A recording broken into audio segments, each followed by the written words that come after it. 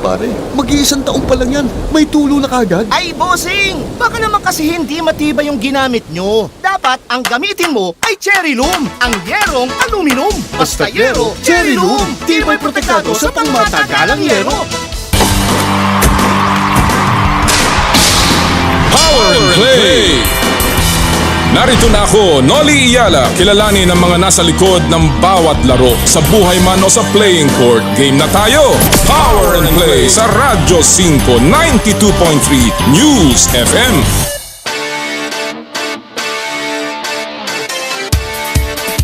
Power and Play with Comm, Noli Iyala.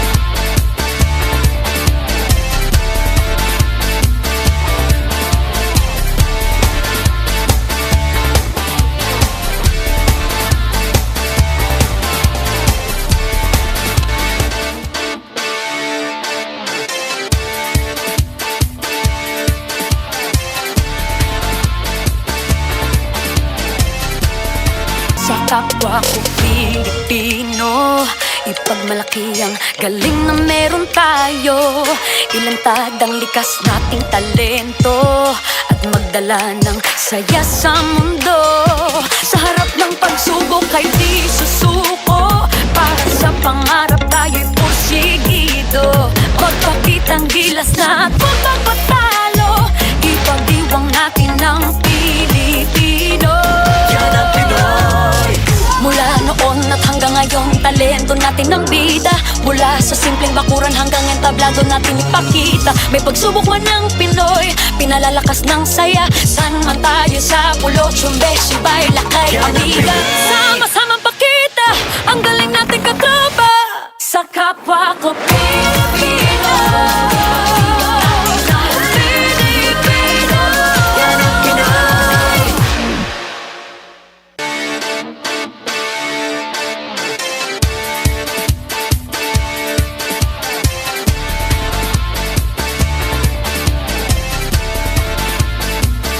Walang duda na basketball ang pinaka-popular na sport dito po sa Pinas.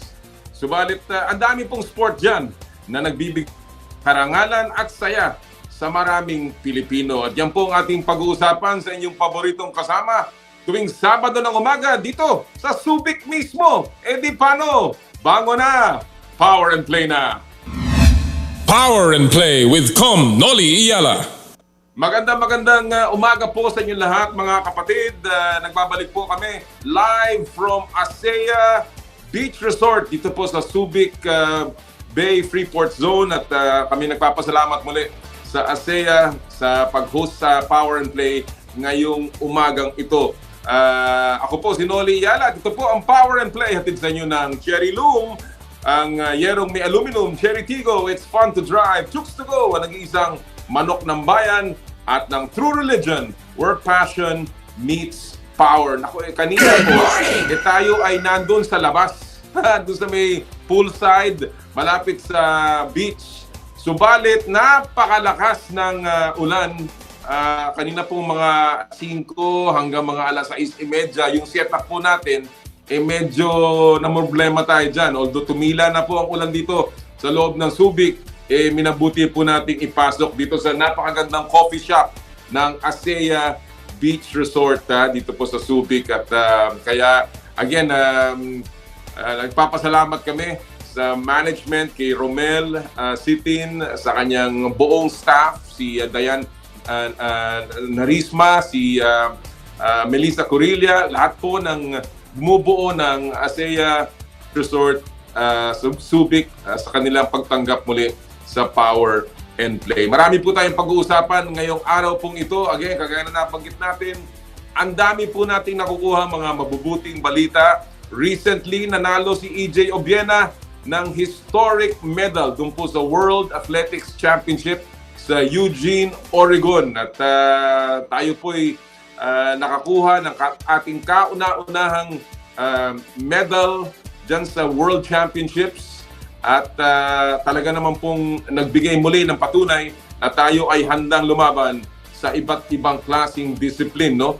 At today, ating po pag-uusapan yung mga iba't ibang klaseng laro kung saan tayo po'y nakakuha ng mga medalya at karangalan. Mamaya po sa ating second hour, makakausap natin ang gold medalist ng World Games.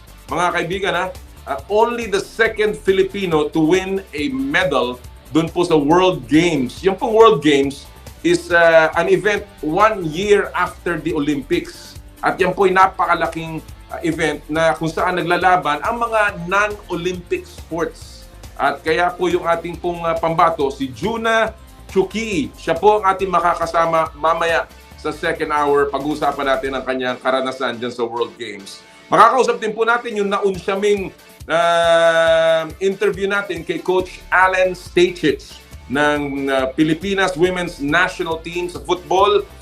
Again, sila po ay papunta na ng World Cup. And of course, kakakampiyon lamang nila sa AFF, yung ASEAN Football Federation Championship. Kaya mamaya po yan, ating makakapanayam si Coach Alen Stajcic. And makakausap din po natin si Commissioner Willie Marcial tungkol naman sa mga kaganapan sa PBA. Kaya abangan nyo po lahat yan, mga kapatid. Marami tayong pag-uusapan ngayong araw na to. Ito po ang inyong paboritong kasama tuwing Sabado ng umaga. Kaya ready na tayo. Simulan natin sa pamamagitan ng ating Sports Weekly Highlights. Power and Play with Comm, Noli Iyala. Una sa lahat, simulan natin sa mga masasayang balita pagdating sa sports. Ikinasal na po si Golden Girl Heidelin Diaz at Coach Julius Naranjo noong July 26. Eksaktong 1 taon matapos makuha ni Heidelin ang unang ginto ng Pilipinas sa Olympics. Enggrande ang kasal na ginanap sa Baguio City. Bigatin din ang principal sponsors katulad ni na Boss Manny V. Pangilinan, Boss Ramon Ang, at dating senador at boxing legend Manny Pacquiao at dating Vice Presidenteng Leni Robredo. Congratulations kay Heidelin, kay Julius, sa newlyweds. Enjoy your life together.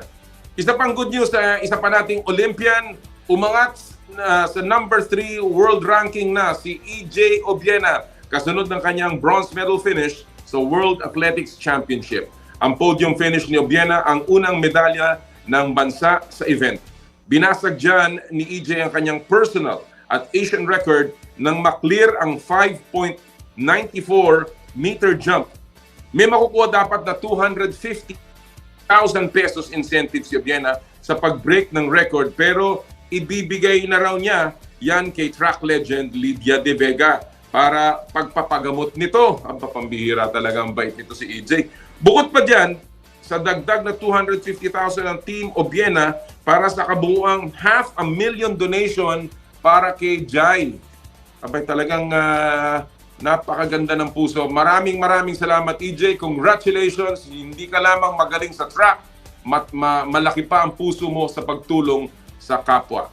Magtungo naman tayo sa umiinit na issue. Si Tab Baldwin ang itinuturo ni Samahang Basketball ng Pilipinas President Al Panlilio na dahilan daw ng pinagdadaanan ngayon ng Gilas Pilipinas. Sa isang interview sa SIG Network, sinabi ni Panlilio na mismong si Tab daw ang nagsabi na hindi siya makakapag-coach noong February window. Noong mga panahon yun ay nagsimula ng mawalan ng players ang national team dahil sa paglalaro sa iba't ibang liga. Ayon pa kay Panlilio, nag-resign na si Coach Shot Reyes matapos matalo sa SEA Games. Pero hindi ito tinanggap ng SBP.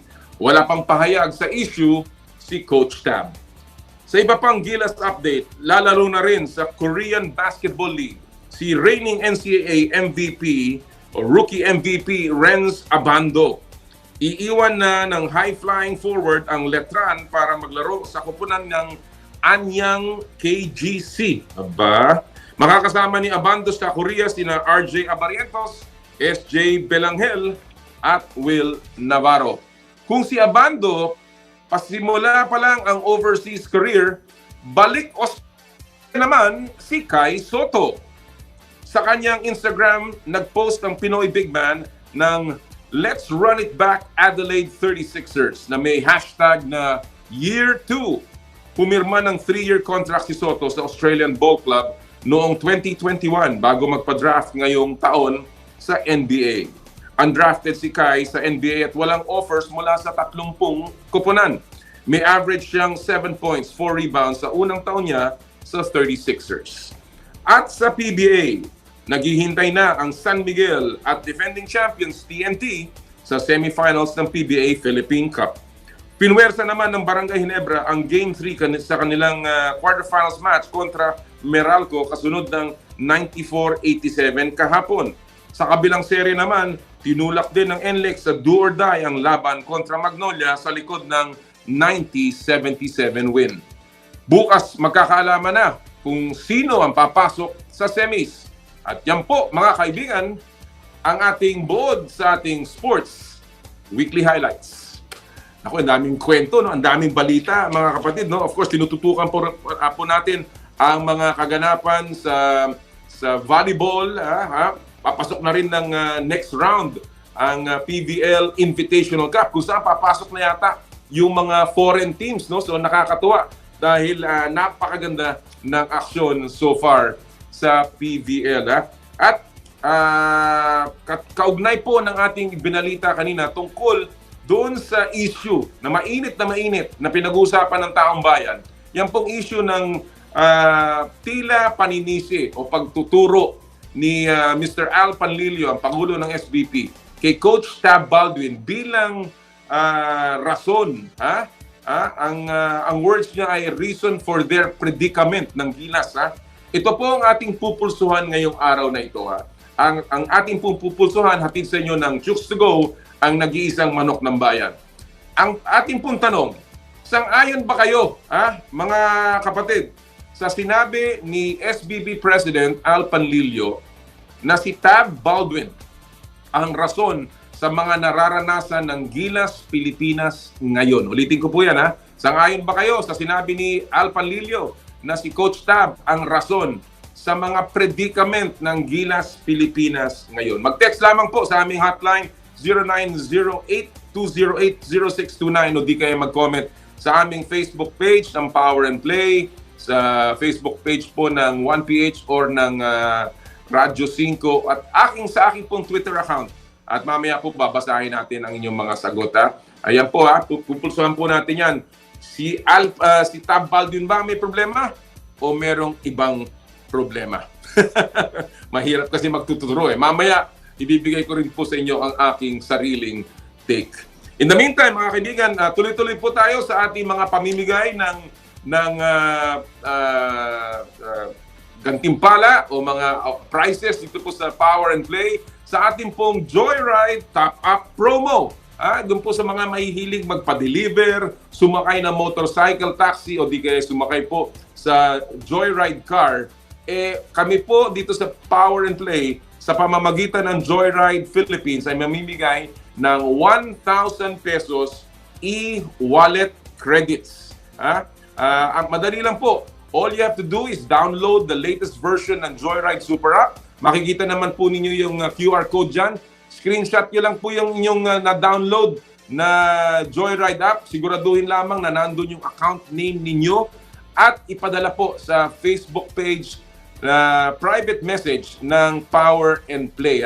Ilagay nyo po yung full name at registered mobile number nyo sa inyong Joyride account. At kami po ay mamimigay ng 1,000 pesos JR Pay wallet credits at amin pong i-anunsyo mamaya yan sa katapusan ng ating show. Again, madaling-madali, download, screenshot, padala sa amin at i-anunsyo namin ang mananalo mamaya. Maraming salamat muli sa Joyride Super App sa kanilang Top Up promo dito po sa Power and Play. Alright, we're ready na mga kapatid sa ating unang set of guests. At ito po ang inyong paboritong Fast Take. Power and Play with Comm,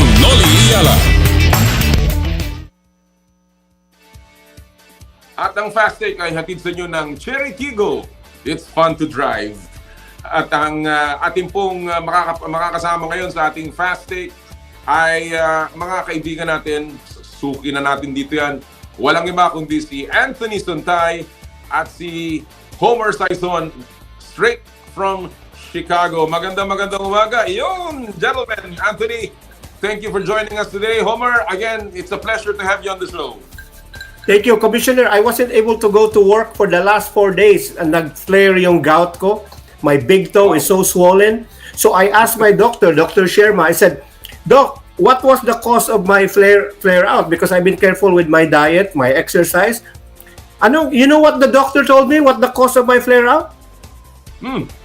Tab Baldwin daw. Ano? Tab Baldwin. Ikaw talaga. Anthony, bago ma-carry away itong si Homer. Hi, kamusta? How's everything with you?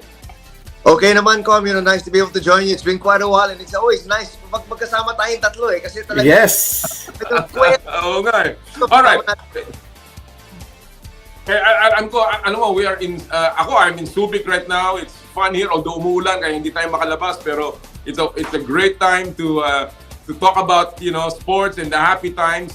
Pero sisimulan ko muna bago tayo magpunta sa ating fast take issues dito sa malungkot na balita. And I want to get your take on this dahil ito pinupulsuhan natin na yung statement ni SBP President Al Panlilio na ang sisi daw o ang predicament ng Gilas ay dahil kay Coach Tab Baldwin sa kanyang pagbibitaw noong window noong February. I want to get your take on this, Anthony. Ikaw muna. What do you make out of this statement? Is this something that is positive for Gilas? I think more than anything else, I think he was just answering the question literally. And a lot of people, I think, are really putting a lot of, shall we say, other things into it. But then, sinagot lang naman talaga niya yung tanong. Sabi niya, I think that the situation that we're in is because of Tab Baldwin. And I think he just meant it literally in the sense. But of course, sometimes when you throw some people under the bus, a lot of times it creates a lot of problems. And, I think what he could have done was he could have just been a little bit more magnanimous and, just talked about, looking forward instead of looking behind. But then, at the end of the day, nagbitaw siya ng salita. And I think all the repercussions that are happening right now, Nolly, is something that he didn't really anticipate. I don't think he said it to be able to throw somebody under the bus. The way when I watched the interview twice, I reviewed it because I wanted to see if kung talagang parang ganun yung intention niya. No? From my personal point of view, the way I took it was he was asked a question and he said, well, the situation we're in right now is because literally it's because of what happened with Tab Baldwin. And dahil nag-resign si Tab Baldwin or whether he was removed or not, because of the situation of Tab Baldwin, we are literally where we are in today. That's really my take. All right, Homer, you've written about this and you've had very strong positions about this. Ano ang tingin mo? Rason kung bakit ginawa ito at the same time, is this something that should have been done by a president of the SBP? No, there are two things here, Commissioner. First of all, I've spoken to Tab Baldwin, Coach Tab. Unfortunately, he doesn't want to be quoted kasi, controversial, doesn't want to go against the powers that be in the Philippines. And obviously, he's a foreigner. Ayaw mong kalabanin yon. So I have a better picture kasi Coach Tab doesn't talk to, as far as I know, doesn't talk to the local media. So I spoke to him. I have a clearer picture. People around him, I spoke. So, number one, the SBP needs to have accountability. When you issue press release, having worked as PR for a mayor and a governor in Cebu many years back, this is what I know. If you want to put out a fire and do a press release or whatever he did with the SIG Live, number one, it has to be in a timely fashion. Number two, whatever you say has to be independent of what you need to do forward. You cannot, So, si Al Panlilio, I have nothing personal against him. I like the guy. In fact, maraming mga minions niya tumawag sa akin, text sa akin na, ba't mo inatake si Al? I mean, mabait na tao yan. I never attacked him personally. I just attacked the way he had the SBP. First of all, you don't blame Tab Baldwin. Look what Coach Chat Reyes did. Diba he said, I can't coach this window, can Nena do it? And what's the difference? Coach Tab had an ailing brother that he had to rush to in Florida. There was the coming of the UAAP season that he had to prepare. And what people don't realize, Commissioner, and I challenge the SBP, the contract that Coach Tab signed with the SBP in 2019 implicitly says, the nomenclature says, he is a program director, not the head coach. So unless they can provide, so how can he quit or turn down a position that is not his to begin with? He was just being nice na program director ako at the same time, yeah, okay, I'll coach this. In the bubble where nobody is here, it's so hard to, no, walang available na coach, I'll do it.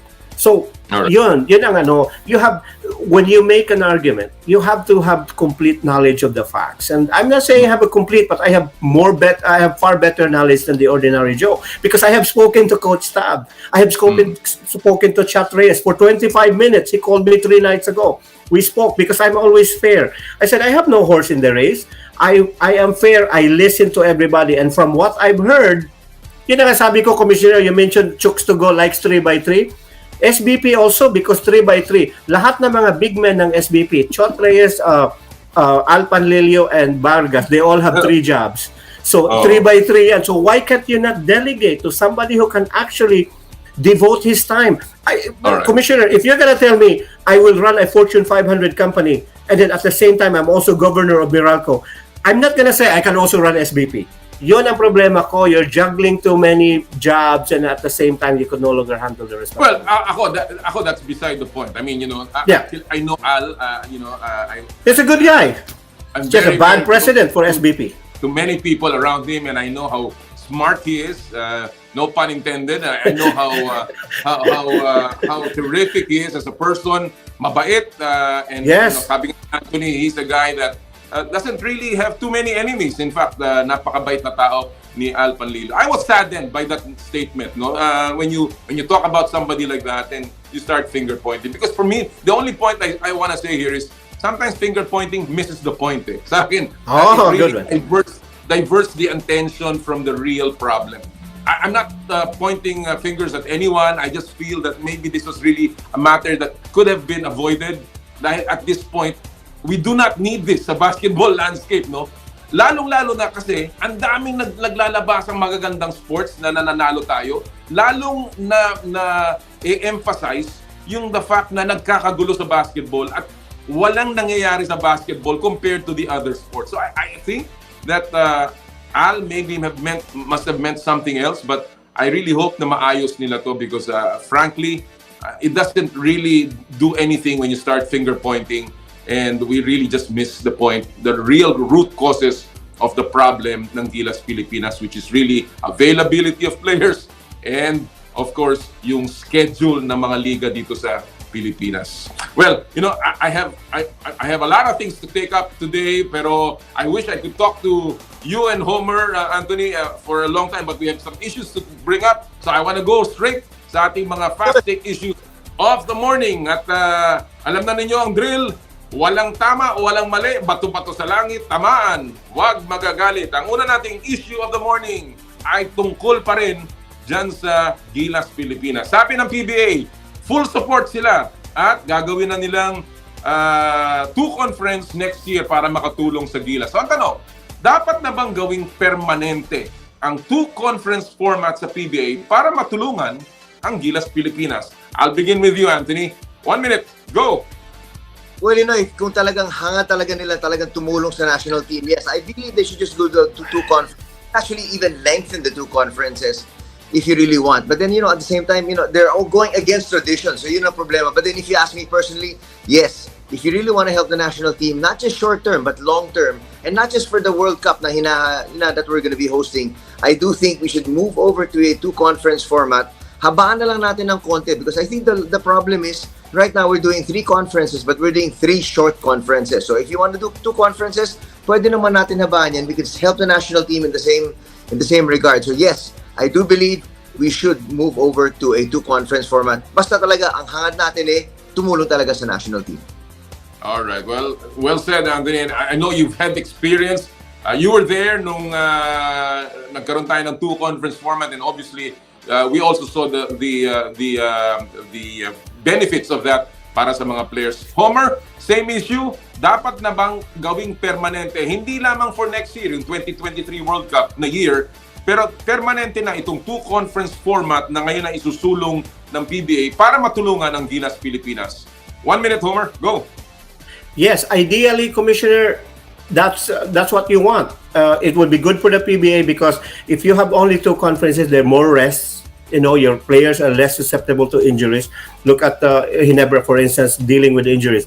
But that is more fantasy than reality, Commissioner. And you would know this more than I do. PBA right now is showing some magnanimity and generosity by helping out the stakeholders, being a stakeholder helping the Gilas. But at the end of the day, Commissioner, the PBA has a responsibility to its shareholders. It's all about revenue.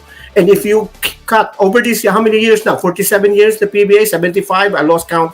But if you reduce one conference, that's 11 games per elimination round for 12. That's 131 games plus playoffs. Can you imagine the money lost in gate receipts, money lost in sponsorships, money lost in TV revenues? I don't think the PBA is untenable. Pero gusto natin to help the PBA, the Gilas, but it's untenable, Commissioner. It's not gonna happen. Well, that's where I think it's I don't think it's really a correct. The logic does not follow. Alam mo, yung 3 conference, we've studied that in the past, and the 2 conference, it's still the same money that they make. It's really the same money. And we have done it in the past. It has been proven that you can make the same money as long as you have the right formula or the right format. It's a matter of just thinking about it. Ako, sa tingin ko, ito lang ang thinking ko dyan, Homer. Ayaw nitong board na to, na hindi sila nag-isip ng ganong klaseng solusyon. Bigyan na natin sa kanila. Kayo na po ano yan, because I think the FIBA calendar will never change. And if it does not change, your 3 conference format is dead. Wala na yan. Mahihirapan kayo if you want to help Gilas, as Anthony said. Kung ayaw niyo tulungan ng Gilas, walang problema. Pero kung gusto niyo talagang tulungan ng Gilas, I think 2 conferences should be the way, because the FIBA windows are here to stay. And that is the reality of basketball today. All right, let's go to our second issue of the morning. Ito ay patungkol pa rin sa Gilas. At ito naman ay tungkol sa mga players na, sabi ngayon, bubuo na daw ng bagong team. So ang tanong, sino-sinong players ang gusto nyong makita para sa Gilas sa susunod na FIBA World Cup qualifiers window, maliban of course kay Jordan Clarkson na ay maglalaro na daw. I'll begin with you, Homer. 1 minute. Go! Yeah, confirmed na yan. Jordan will be there for August. I confirmed it with the EWP basically and with the team Clarkson. Anyway, Commissioner, I want to bring the same players. The problems we had recently with Gilas is the 2 narratives was, even Al Panlilio said this, lack of preparation and lack of chemistry because there's so little time to prepare. So bring the same players as much as you can, as possible. The same players, Dwight, Parks, the Ravenna brothers. And then obviously you also have to add shooters and size. Maybe Jampacked Aguilar, hopefully he's healthy. And shooters, Commissioner, the reason why we lost because we could not spread the floor. The dribble and drive just doesn't work.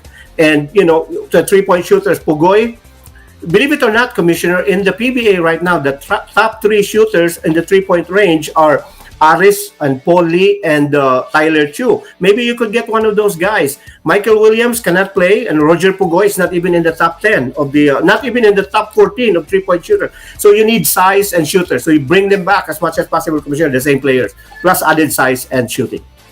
All right. Well, that's a good formula. Obviously, kailangan nating kumanap ng laki dahil doon tayo nagkulang. Doon sa FIBA Asia Cup, hindi tayo makarebound laban sa mga 19 offensive rebounds given up against New Zealand. My point. That's a lot. All right, Anthony, sino-sinong players ang gusto mong makita para sa Gilas sa susunod na FIBA Cup qualifiers window? 1 minute, Anthony. Go. Well, number 1, we have Jordan Clarkson, so he's a given. At the same time, I want to bring back the exact same team na dinala talaga ni Coach Chot dito sa mga last windows at saka sa FIBA Asia Cup because I want to see them develop even further. Yung mga PBA players natin, I feel are developed already, and so we can start working on the chemistry next year. But then I want to see further seasoning by these young players. At the same time, if there are other players that they think na hindi pa nabibigyan ng international experience sa mga PBA teams, that's fine. Pero kasi ang balita natin, sabi ni Chot, pwede naman daw silang kumuha doon sa mga ibang players na hindi yung mga teams that made it to the finals of the ongoing Philippine Cup. I don't like that if you're not planning to use them for next year. If you think that you have 1 or 2 players doon sa mga eliminated teams na pwede mong gamitin, yun, sige, isama mo na rin. But then I like the core of what we have because this might be the core that we're going to be using in 2023. So let's keep that core together. Let's see how they play together with Jordan Clarkson. And then let's just add a sprinkling of more different players pagdating next year. Totally agree. I totally agree that the core should be kept kasi sayang yung learning experience na sinasabi ni Coach Chot kung hindi mo rin naman dadalhin yung mga player na yun. But there's one name, maybe a couple, that I want in that FIBA qualifiers window. I want Justin Arana in that. I think the guy is a terrific big man. I think he's very mobile. He's got range. He can move. He can defend. He's a shot blocker. I also want to see si Jamie Malonzo. A wingman who can defend, very athletic, very versatile. Hopefully, he can complement Jordan Clarkson and maybe they can come up with a team that could be running the floor para pagurin ng mga kalaban. But I think you're right. The core should be there. I think this is a good core. Kulang lang talaga ng long time to prepare. All right, let's go to our third and final issue of the morning. Pinag-uusapan natin dito yung mga ibang sports kung saan napakaganda ng performance ng Pilipinas.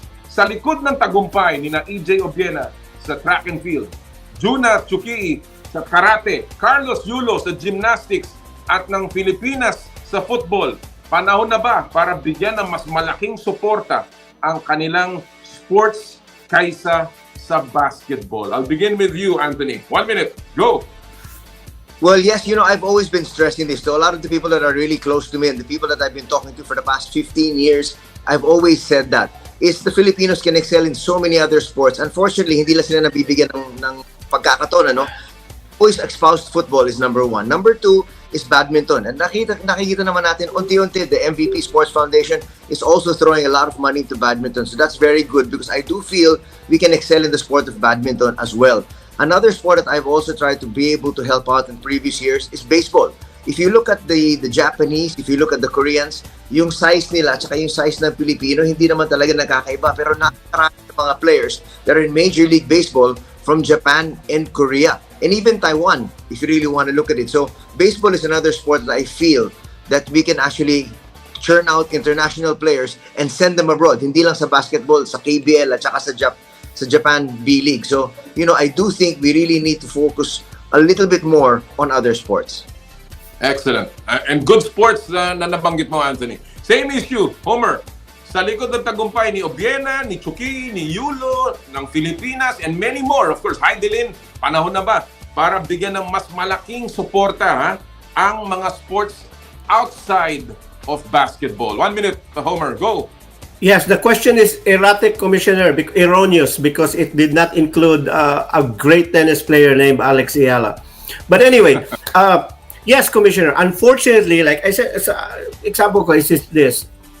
The money and the commercialization, commercialism, is in basketball and boxing. As good as Obiena is, you don't see people like trooping to the television looking for pole ball.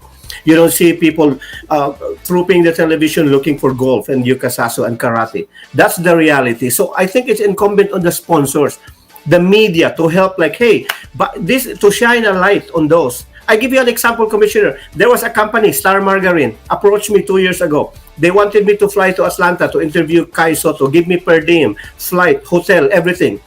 Do that to the other athletes. Don't just focus on basketball. Do that to tennis. Do that to our skaters. And I think it's the job of the media to say hey, we can also expose this. We can put this in the front page, not just basketball and boxing.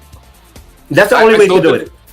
I totally agree with you, Homer. Malaking role ng media. Tama ka rin, no? Na iba rin ang commercial value ng basketball, ng boxing, ng volleyball. Pero iba rin naman yung gastos doon. Sapagkat napakaraming player at napakaraming team. When you talk about Obiena, when you talk about Junna, when you talk about Yulo, these are just individual players. Can you imagine if you throw in even 1/2 or 1/4 of what you're spending to these people? What kind of athletes we will be developing?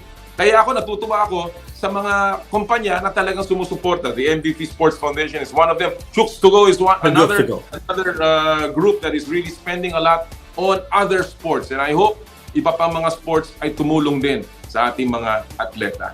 Gentlemen, I have a lot to get through today, so I wish I had more time with you, but I'm sure makikita ko uli kayo. Homer, ingat ka sa mga write-up mo, but I enjoy reading everything. Thank you, Coach. It's your job and I support you. So don't worry about that. Anthony, I always look forward to your broadcasts on the PBA and of course on volleyball. Maraming salamat sa panahon ninyo. Commissioner, shout out lang one more. I mean, we tend to genuflect to Tim Cohn, and deservedly so. We genuflect to Chot Reyes as good coach. Ariel Vanguardia, coach, one of the proudest children of Laguna, doing a great job with Blackwater from 0-29 to making the playoffs. That's a terrific job. We don't give enough credit for coaches like those. So, Coach Ariel Vanguardia, great job, boss. Continue doing a great job. Commissioner, I'm not very religious, but I love true religion. Commissioner Yala, yes, sir. Anthony, salamat. Thank you so much. Thank you. Have a good weekend, everybody. Same to you, Anthony. Maraming salamat mga kaibigan, ng ating mga kaibigan from the sports media. Of course, si Anthony Sontay, veteran sports broadcaster, and of course, Homer Saison, one of the most colorful columnists sa atin. Of course, he's a contributor sa Spin. Alright, yan po ang Fast Take mga kaibigan. Again, thank you sa ating mga bisita. Again, we are here coming to you live from Asea Beach Resort in Subic. Dito po sa napakaganda nilang coffee shop. And we're lucky to have with us, before we take a break, ang kanilang events and banquet manager, walang iba kundi si Melissa Corilla, to join us today in welcoming Power and Play muli sa Asea. Melissa, good morning. Hi, Sir Nolly. Good morning and welcome back to Asea. Thank you so much. Good morning din po. Ayan, kita nyo naman ha, very welcoming. Melissa, it is a, sabi nila, not peak month, no? Kasi mga July, August, hindi na peak at nag-uulan. Pero ang dami-dami tao pa rin dito sa ASEA, nakakatuwa. What is the latest? What's going on dito sa ASEA? At napakarami pa rin mga suki nating dumatagsa dito sa ating napakagandang resort. Actually, sir, yung mga guests namin, they are the returning guests. So parang for me, it's just a home away from home talaga for them. And recently, we made a flash deal for our rooms wherein we gave 20% discount. So, wow! Abangan nyo po yan. Surprise lagi si Asea eh.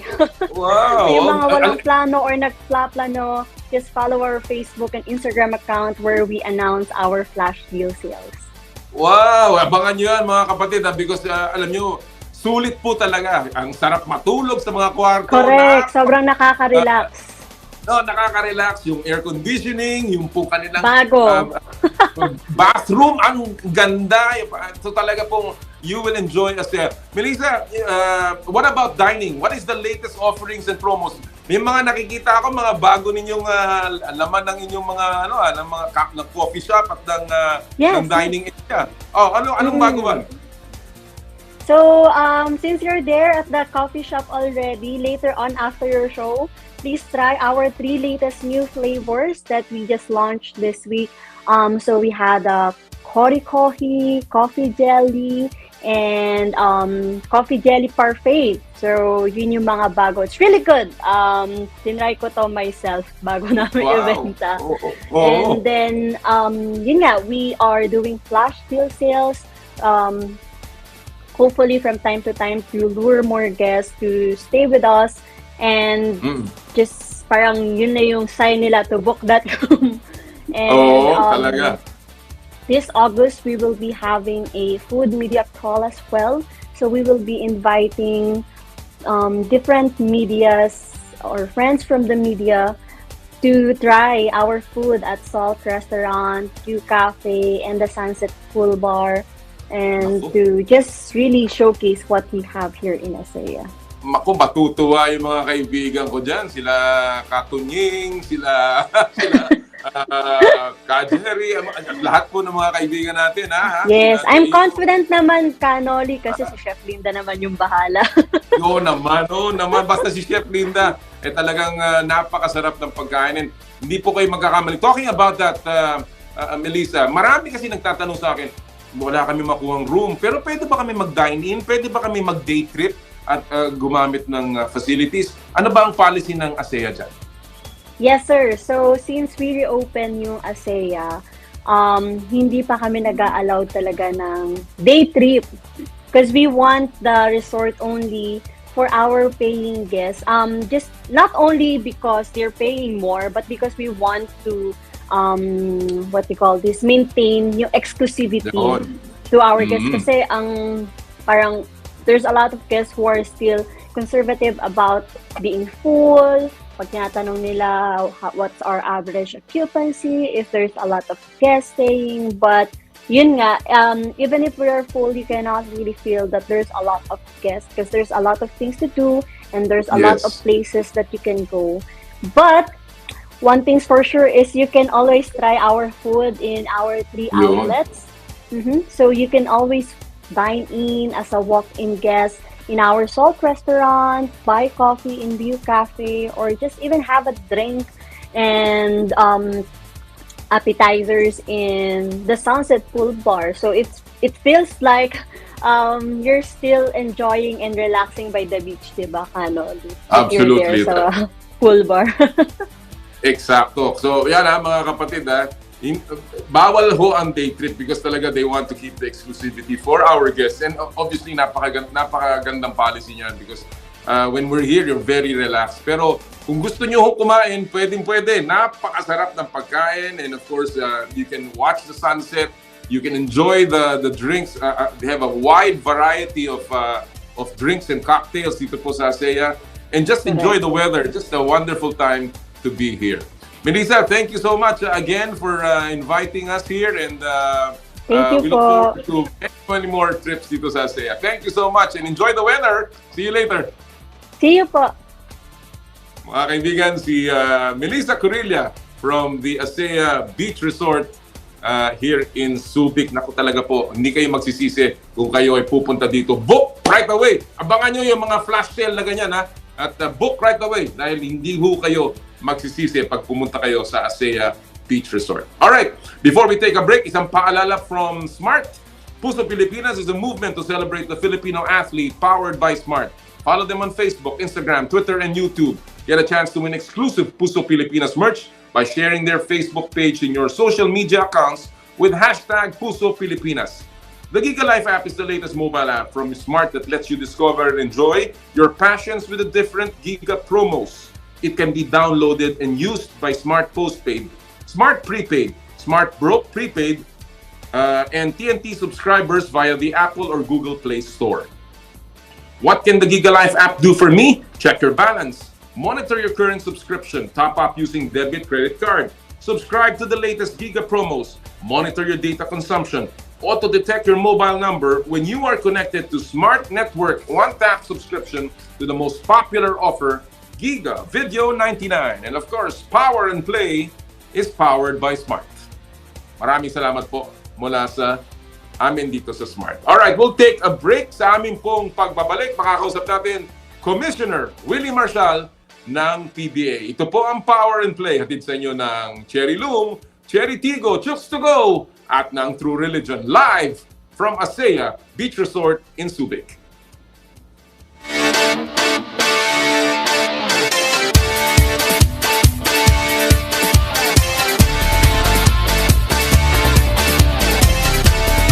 Sa kapwa ko Pilipino, ipagmalaki ang galing na meron tayo. Ilantad ang likas nating talento at magdala ng saya sa mundo. Sa harap ng pagsubok ay di susuko. Para sa pangarap tayo'y porsigido. Magpakitang gilas na at huwag magpatalo. Ipagdiwang natin ang Pilipino. Yan ang Pinoy. Mula noon at hanggang ngayon, talento natin ang bida. Mula sa simpleng bakuran hanggang entablado natin ipakita. May pagsubok man ng Pinoy, pinalalakas ng saya. San man tayo sa pulo, Chumbe, Sibay, Lakay, Amiga. Sama-samang pakita ang galing natin katropa. Sa kapwa ko Pilipino.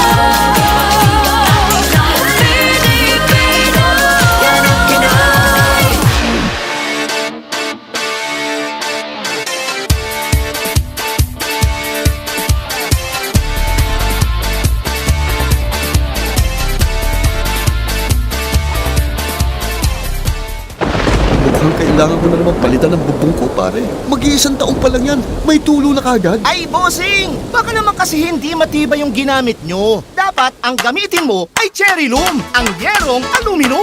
Basta yero, cherry loom! Tibay protektado sa pangmatagalang yero. Tutukan gabi-gabi ang malalimang pagsisiyasat ng mga napapanahong balita. Hihimayin ang iba't ibang anggulo para sa mas malawak na diskusyon at impormasyon. Samahan sina Ed Linggao at Mian Los Baños mula sa Frontline tonight, Lunes hanggang Biyernes, 10:35 p.m. sa TV5. Bibira na ang mga malalakas. Junma just takes it away. Now for them. At matitikas. Pero hindi na pumasok yung tira. And there's Paulie. Streaky din as Kevin Louis scoops it up and in.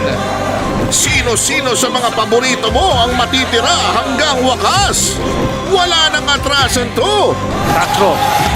To the hoop. Manalo o matalo. Stan Hardinger.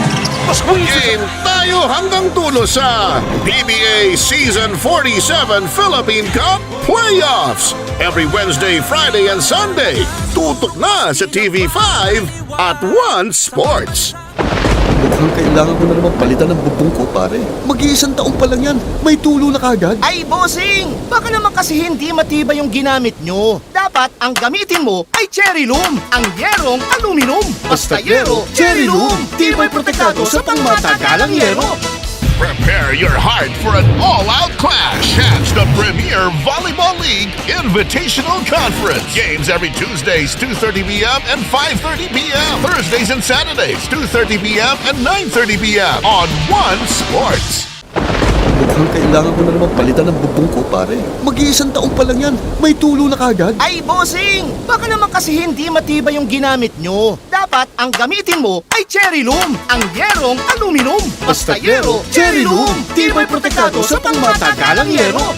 Lucky Manzana po! Gusto niyo bang maging lucky? Bumili ng Hinebra! Tingnan ang ilalim ng selyo. Dahil sa Hinebra 3 Suertes promo, lucky hanggang dulo! May instant premyo, 5 pesos, 10 pesos, free Hinebra products. May multiplier pa na times 5 hanggang times 500. May raffle draw din for a chance to win 100,000 pesos. May game show for a chance to win 1 million pesos. Sali na sa Hinebra 3 Suertes promo dahil may pag-asang manalo hanggang dulo.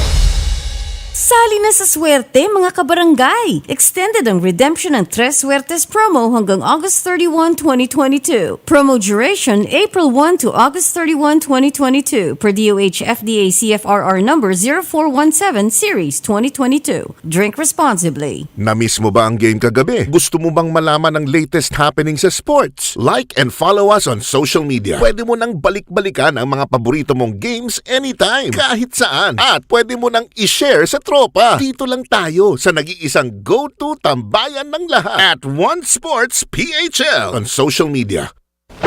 Mukhang kailangan ko na naman palitan ng bubong ko, pare. Mag-iisang taon pa lang yan. May tulo na kagad. Ay, bossing! Baka naman kasi hindi matibay yung ginamit nyo. Dapat ang gamitin mo ay cherry loom, ang yerong aluminum. Basta yero, cherry loom! Tibay protektado sa pangmatagalang yero. Power and Play. Game na sa Radyo 5 92.3 News FM.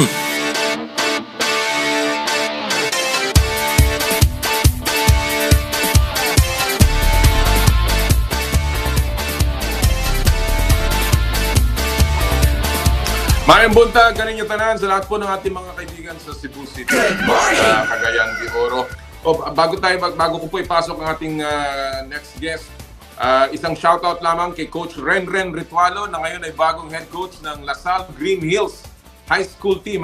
Congratulations, Coach Renren.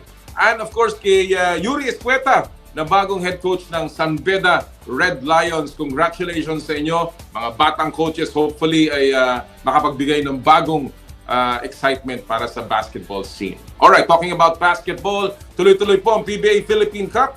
And we were fortunate to catch up with the commissioner of the PBA kagabi, right after the game ng Barangay Ginebra at Meralco at ng NLEX at ng Magnolia. Ito po ang ating panayam with Commissioner Willie Marcial. Siyempre po, kasama natin ngayon, walang iba kundi ang commissioner ng PBA, ang aking kaibigan si Comm, Willie Marcial. Magandang araw, Comm. Salamat sa muling pagbalik sa Power and Play. Magandang araw. Maraming salamat at hindi mo kami nalilimutan. Nako, ikaw pa. Kom, unang-una, kanina nanonood ako no? Of course, as we're taping this tonight, katatapos lamang nung dalawang napakagandang laban sa arena sa San Juan. At nakita kita kanina sa TV na kasama mo, bago tayo magkwentuhan tungkol sa PBA, kasama mo yung si James Yap at si Paul Artadi, of course si Mayor Francis Zamora, ngayon mga konsehal na ngayon sila ng San Juan. Unang-una, obviously, tumatanda na tayo. no? Pero more than that, anong nararamdaman mo na nakikita mo itong mga player na to, dating mga kasama natin, na ngayon ay lingkod bayan na, and of course, yung tulong ng PBA sa buong I guess society, no? Sa gobyerno, sa mga player na ngayon ay naglilingkod na sa ating pamahalaan. Pareho naman tayong gusto natin, Com, na matulungan natin yung mga players natin. Pero yung nakikita mo sila nag-grow, coaches, konsihal, senador, kung saan napepesto mga posisyon sa gobyerno.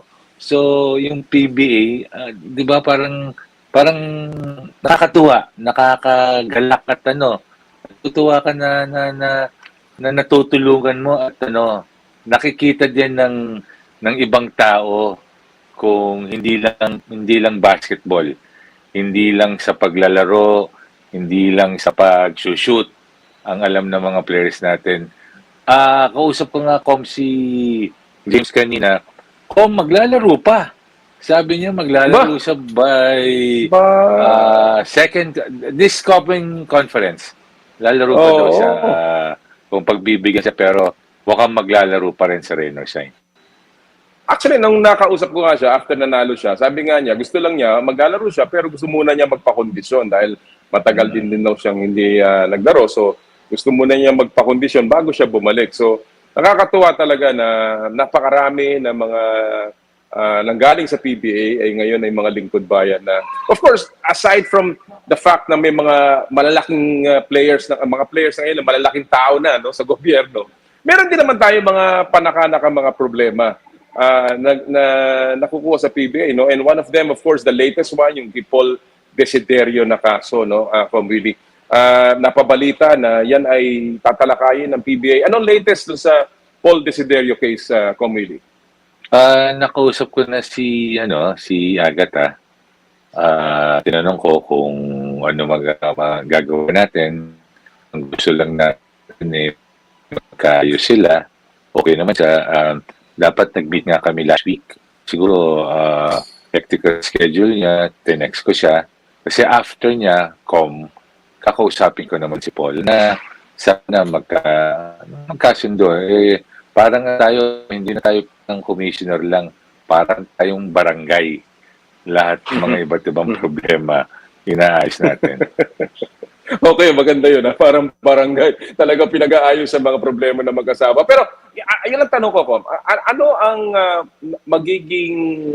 ano gusto niyo mangyari dito? Wala namang kaso? Meron ba magkakaroon ba ng sanctions na iniisip ang PBA after investiganto? Ito ba ay magiging regular na sa PBA na ang mga issue ng mga player na issues na hindi sangkot sa paglalaro in their private life ay iimbestigahan na lagi ng PBA? Ito ba ang magiging takbo, Willie? Kung nasa pata natin yan, na kailangan good moral ka, kailangan standard good citizen ka, good sportsmanship, nawala doon, pwedeng mawala kasi yung kontrata mo. Pwede terminate yung kontrata mo. So, kailangan, pero kailangan natin yung tunayan na may sala sila.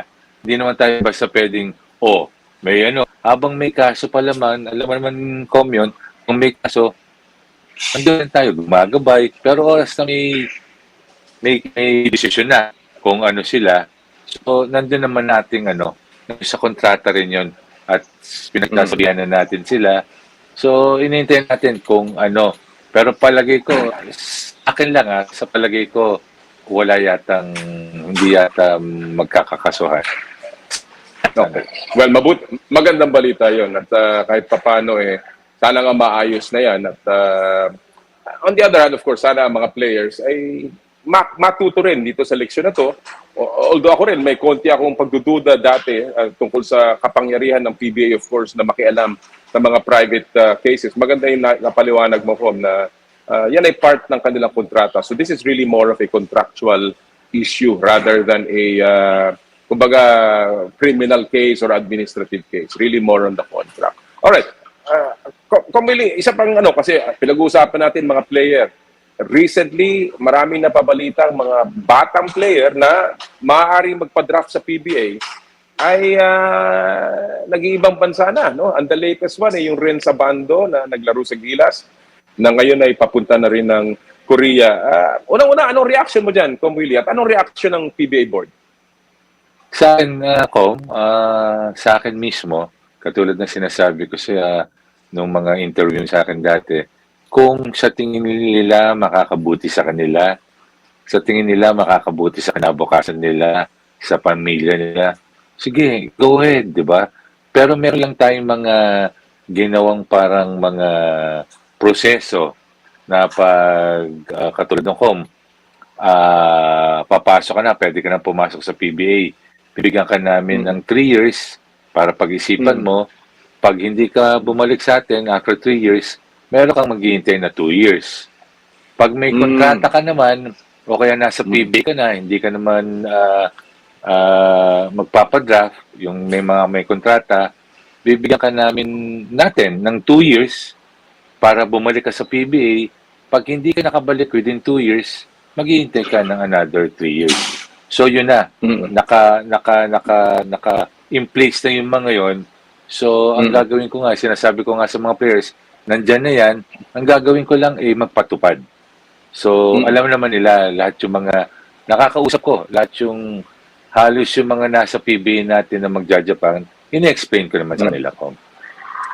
Hindi ba kayo concerned, Comm Willie, na alam naman natin, magagaling na player to, no? Itong mga Abando at, of course, sila Justin Baltasar, puro yan mga pwedeng talagang first round draft picks yan ng PBA. Hindi ba concerned ng PBA na nababawasan yung mga player na pumupunta o pumapasok right away? Ito ba'y isang bagay na kinababahala o ito ba'y feeling naman ninyo babalik din yan para mga balik-balik? Yun, Comm. Yun ang sinabi ko din sa mga interview. Babalik din sa atin yan Ang nawawalan lang yung mga collegiate, yung mga universities, mga nasa college, nawawala sila. Pero kung in the long run, babalik sa atin yan. Makakapaglaro pa rin sa atin yan. Diba? Yun nga lang, may edad na sila konti. Pero babalik din sa atin sa aking pananaw. Diba? So, sa akin, kung hindi naman ako nababahala. Pero, diba, sayang. Maglalaro na rin dapat sa PBA. Pero sa akin, kung anong maganda at sa tingin nila makakabuhay at magandang kinabukasan nila, okay sa akin, Comm. Okay. Alright, talking about that, no? Sabi mo nga, mayroong mga periods ng parang waiting period, mayroong period na dapat mag-notify, etc., etc.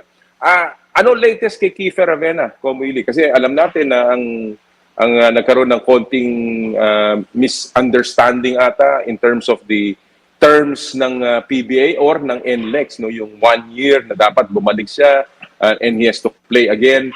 Ano ang latest dyan sa issue ni Kiefer, Comm Willie? Mag-uusap kami siguro pag nagsisimula na yung practice ng Gilas. Pero nandun na rin, Comm. Kasi mag-2 years na sa October. So kung hindi siya makakabalik within 2 years, kung hindi ako nagkakamali, kung hindi siya makakabalik within 2 years, 3 years na siya. 3 years, makabalik. Sit out siya. Okay. Pero walang issue siya about contract. In other words, di ba, ang sinasabi ng NLEX dati, sige, pagbibigyan kita dahil kahit na may live contract ka sa akin, pagbibigyan kita muna. Pero kailangan bumalik ka at maglaro ka. Ang interpretation daw ni Kiefer, kahit one conference lang, maglaro. Ang interpretation yata ng NLEX dapat buong taon, no, na maglaro. Yun ba ay issue pa rin right now or naayos na rin yan? Bali wala na yun, Comm, sa tingin ko. Kasi kailangan makabalik ka ng October eh. Mukhang hindi makakabalik si keeper ng October kasi maglalaro na sa Japan by August yata. O October din. Yun yata. So pag na-lapse na niya yung 2 years na by October, matic na yun. Kaya balik sa after 3 years. Okay. Alright, well, of course, antabayanan natin yung ibang players dyan, lalong-lalo na yung mga hindi pa nagpapadraft. Nasayang, no? Definitely magiging attraction yan. But ako, naniniwala ako na pagbalik dito mga players na to, kasi kahit papaano, hindi naman pwede magtagal yan doon at forever na maglaro doon. Sigurado magiging attraction yan sa PBA. Talking about attraction, of course, one of the biggest attractions ng Philippine basketball ngayon ay ang ating Gilas national team. Although lately nagtatatalo at nagkaroon tayo ng mga problema. Bago kita tanongin doon sa mga bagong development sa PBA, Comm Willie, no, na desisyonan ng PBA board, gusto ko lang liwanagin muna yung sitwasyon ng PBA at saka yung positioning ng PBA. Kasi marami na tayo narinig tungkol sa yung mga Gilas draft, yung pagpapahiram, etc. etc. So ang tanong ko, no, ano ba talaga, very briefly, ang suporta ng PBA? All out ba yan o may kondisyones na pag naglalaro kami, hindi nyo pwedeng galawin yan? Pero pag hindi kami naglalaro, all out kami. Ganun ba yun? Or hindi, kahit na naglalaro, kung kailangan ninyo, humingi kayo, ibibigay namin sa inyo. Ito, Comm, ang pinaghahandaan namin, tama ka, yung sinabi mo, pinaghahandaan namin yung 2023. Kasi itong mga windows naman natin na to, yan, August, wala naman tayo, naka-break tayo. So, paparam natin, katulad ng pinayagan ng board, paparamin natin yung 10 teams. Huwag lang yung naglalaro sa finals kung sinong gusto ni Coach Chot. Pero yung mga ibang windows kasi katulad ng November, tatamaan natin, baka naglalaro tayo sa elimination nun. Ang sinasabi ko lang ay, ano yun, Comm, sorry, hindi naman natin masyadong kailangan. Kasi pasok na tayo. Ang kailangan paghandaan natin, Comm, yung 2023.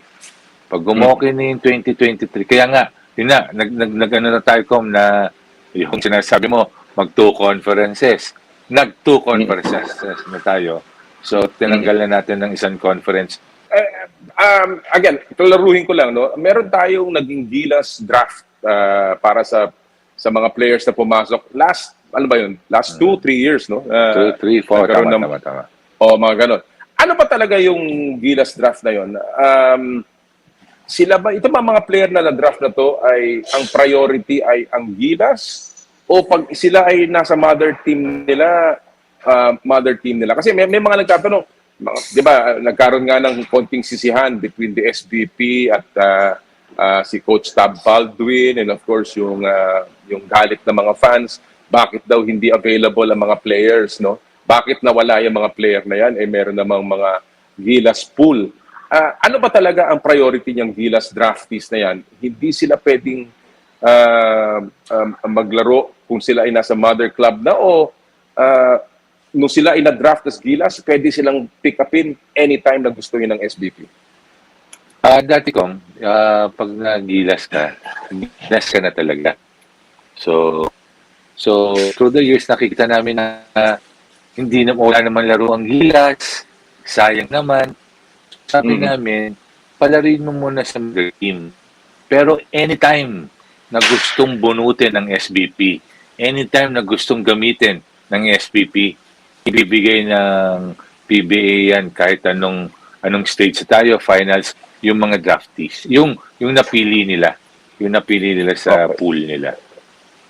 Alright, well, kasi siyempre marami nag-aabang dun sa mga talent na yan at ngayon ay nagpapakita rin talaga ng napakagandang performance pagdating sa Philippine Cup. Nabanggit mo, Camille, yung 2-conference format na gagawin ninyo next year, no? And napalathala na rin na for the 4th window, dahil off tayo nun, available ang mga players na na-eliminate na.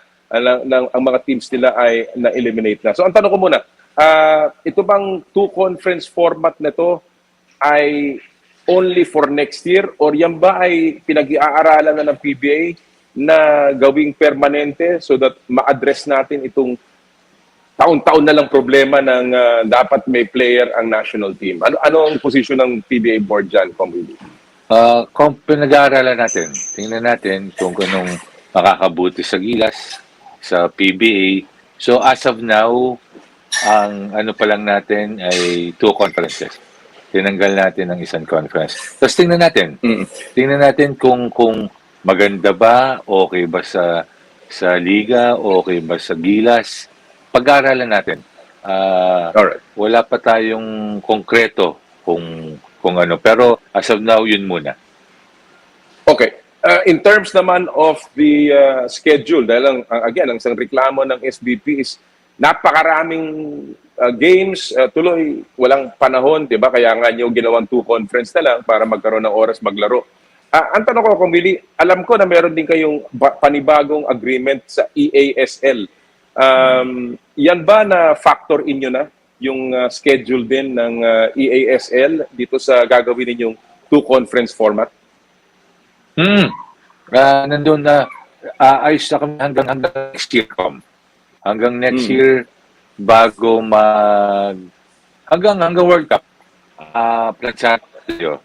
Pero after World Cup, yun nga, open mo na ulit namin, paano yung ESL, ano na mga windows, ano na ba plano ng SBP after no World Cup, ano na mga proseso, ano ang gusto nyo gawin. Kaya Comm, may meeting kami with SBP. Yung board ng SBP by August 1. Siguro yun ang mga pag-uusapan kung paano. Eto ba, Willie, kasi tandaan mo before nung nagsimula ang SBP at yan po mga kaibigan, ang panayam natin kay Commissioner Willie Marcial. Well, if you want to hear the entire, konti na lang naman yung ating hindi napalabas. Pero if you want to hear the entire interview ni Comm Willie, just log in sa aming pong Facebook page at mapapanood po niyo yung interview natin kay Commissioner Willie Marcial. Thank you again to Comm Willie. All right, when we come back from this break, we will talk about the historic feat of the Filipinas, our Philippine women's national football team, together with their head coach, Coach Alen Stajcic, live on Power and Play. Ito po ang Power and Play, hatid sa inyo ng Cherry Loom, Cherry Tigo, Chooks to Go, at ng True Religion. We'll be back.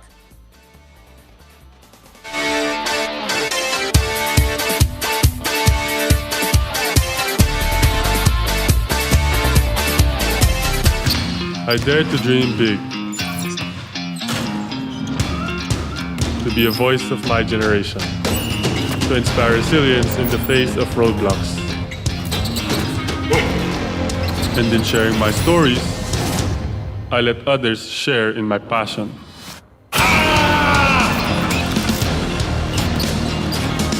Follow Kai's stories on Twitter and share yours with Smart Double Giga Stories. Share 2 times the passion with 2 gigabytes for Twitter and more. Guaranteed every day, plus data for all sites. Simple, smart ako.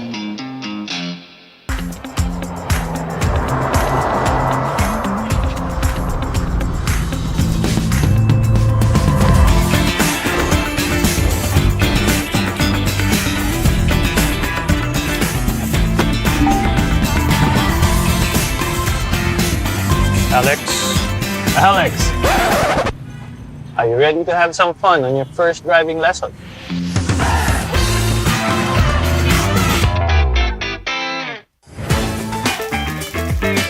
Nag-uumapaw sa real chicken juice na swak sa panlasa ng buong pamilya. Available in sweet roast, pepper roast, at harissa roast variants. Chooks to go. Masarap kahit walang sauce.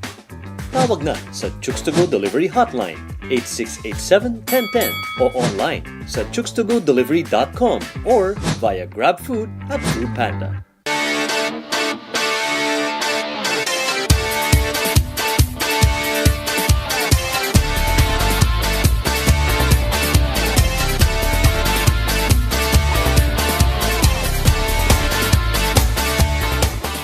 Lucky Manzana po, gusto nyo bang maging lucky? Bumili ng Hinebra, tingnan ang ilalim ng selyo. Dahil sa Hinebra 3 Suertes promo, lucky hanggang dulo. May instant premium, 5 pesos, 10 pesos, free Hinebra products. May multiplier pa na times 5 hanggang times 500.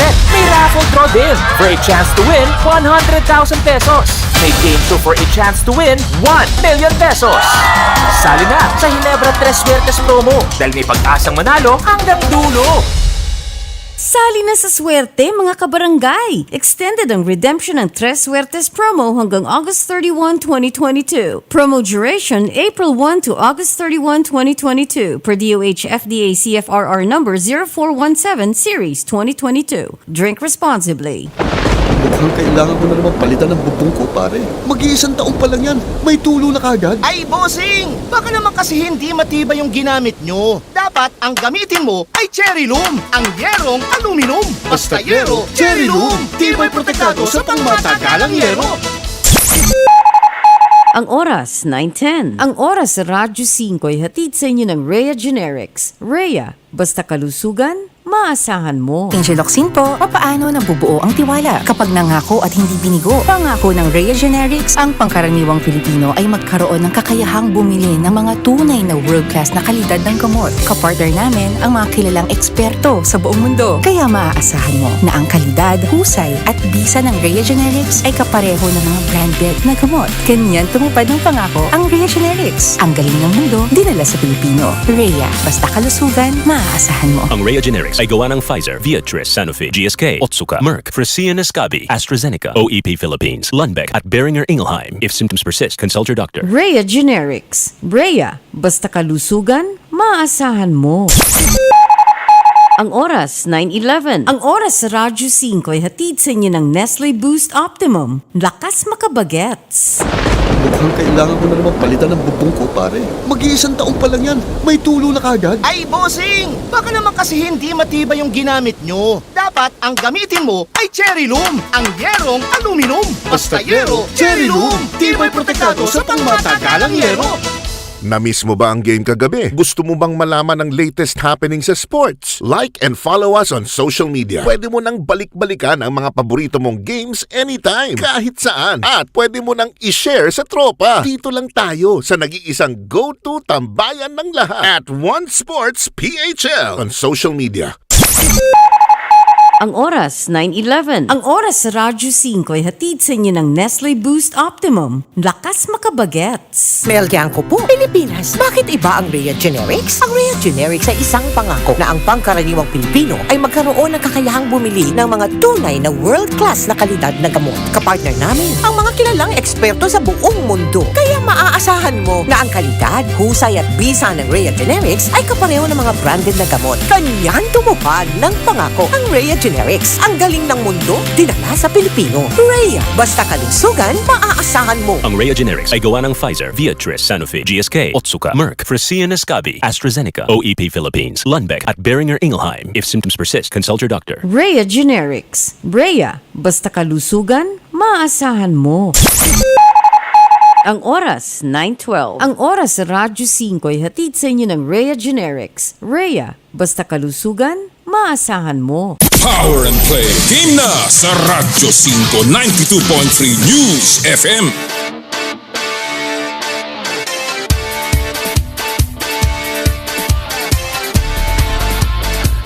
Muli po nagbabalik kami from Asea Beach Resort here in Subic in their beautiful coffee shop, and we welcome you back to Power and Play this morning. And right now we have with us the head coach of the victorious Philippine Women's National Football Team, the Filipinas, live from Australia, Coach Alen Stajcic. Good morning, Coach. Thanks for joining us. Good morning. How are you? Thank you so much for making time and joining us today on Power and Play. First of all, congratulations. I've not had the chance to congratulate you. The last time we spoke, you just finished with an historic milestone in the AFC, and now we're speaking again. Another historic moment for the Philippines. Congratulations, Coach. Yeah, thank you. It's been an unbelievable effort from the team. When you consider the World Cup qualification, which was miraculous, the the bronze medal at the SEA Games was also a tremendous achievement, and now we've just capped it off with the AFF. So the team keeps climbing, and it's just the first few baby steps. I'm sure there's a lot more to come in the future. You have only taken over this team in about 9 months, and yet it's been milestone after milestone. Our rankings in FIFA have climbed by leaps and bounds, and now we're knocking at the World Cup door. Of course, we're there, and we're looking for a good performance. Did you expect this kind of success this early, Coach Alen? Look, it's very hard to say what's going to happen when you start on the journey. You hope for things and you plan for things, and you certainly set those goals, and they were the goals that we set along the way. When we first started as a collective, we got together as a group, and I've said this before in previous media, it was really the goals that came from the players. It wasn't me coming in and setting the goals. It was the playing group that set the goals, and slowly, you say quickly, but slowly we've ticked off each one, and now it's about resetting some goals and planning for the next 12 months, which are going to be really, really big. What do you think has been the key to the success of the Filipinas? It's pretty simple for me that everyone in the group, staff member, player, has really contributed. You can't achieve anything like this with one person or with two people doing something special. It's really about the whole group, and it's about everyone doing what they can to contribute to the cause, and everyone in our group's done that, and that's why we're such a cohesive and united group. You know, when you look at your games, and obviously during that AFF tournament, we only gave up 1 goal on an error, actually, and it was two goals. All right. Oh yeah.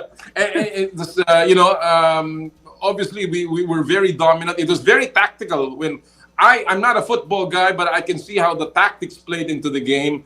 How has the team, from a tactical standpoint, Coach, improved from the Asian Cup to the SEA Games and then to the AFF? How has it improved? Yeah, look, this is a very young group, and even the players who are a little bit older, they're very inexperienced at international football. So everything that we do is learning, and everything that we do is growing the team.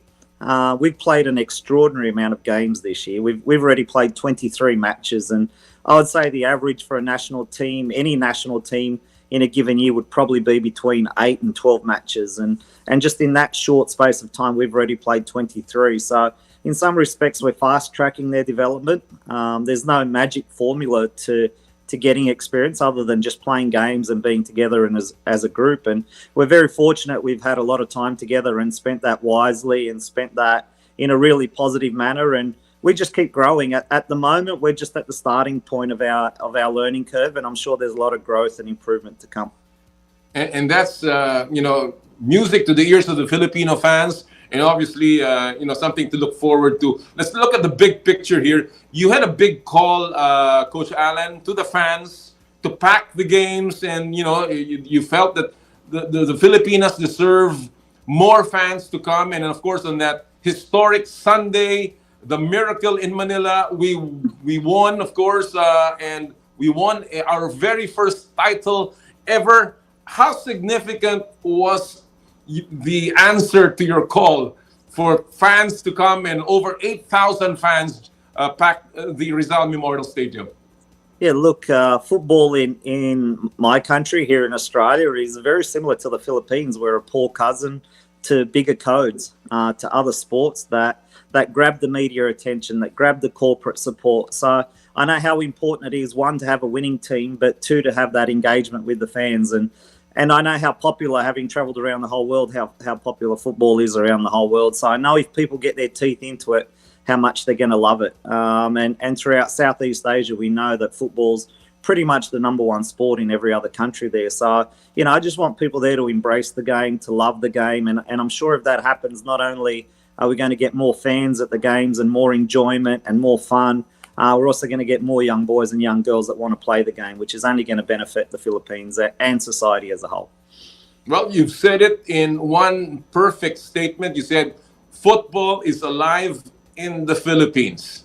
How do you sustain the momentum that has been brought about by this victory in the AFF?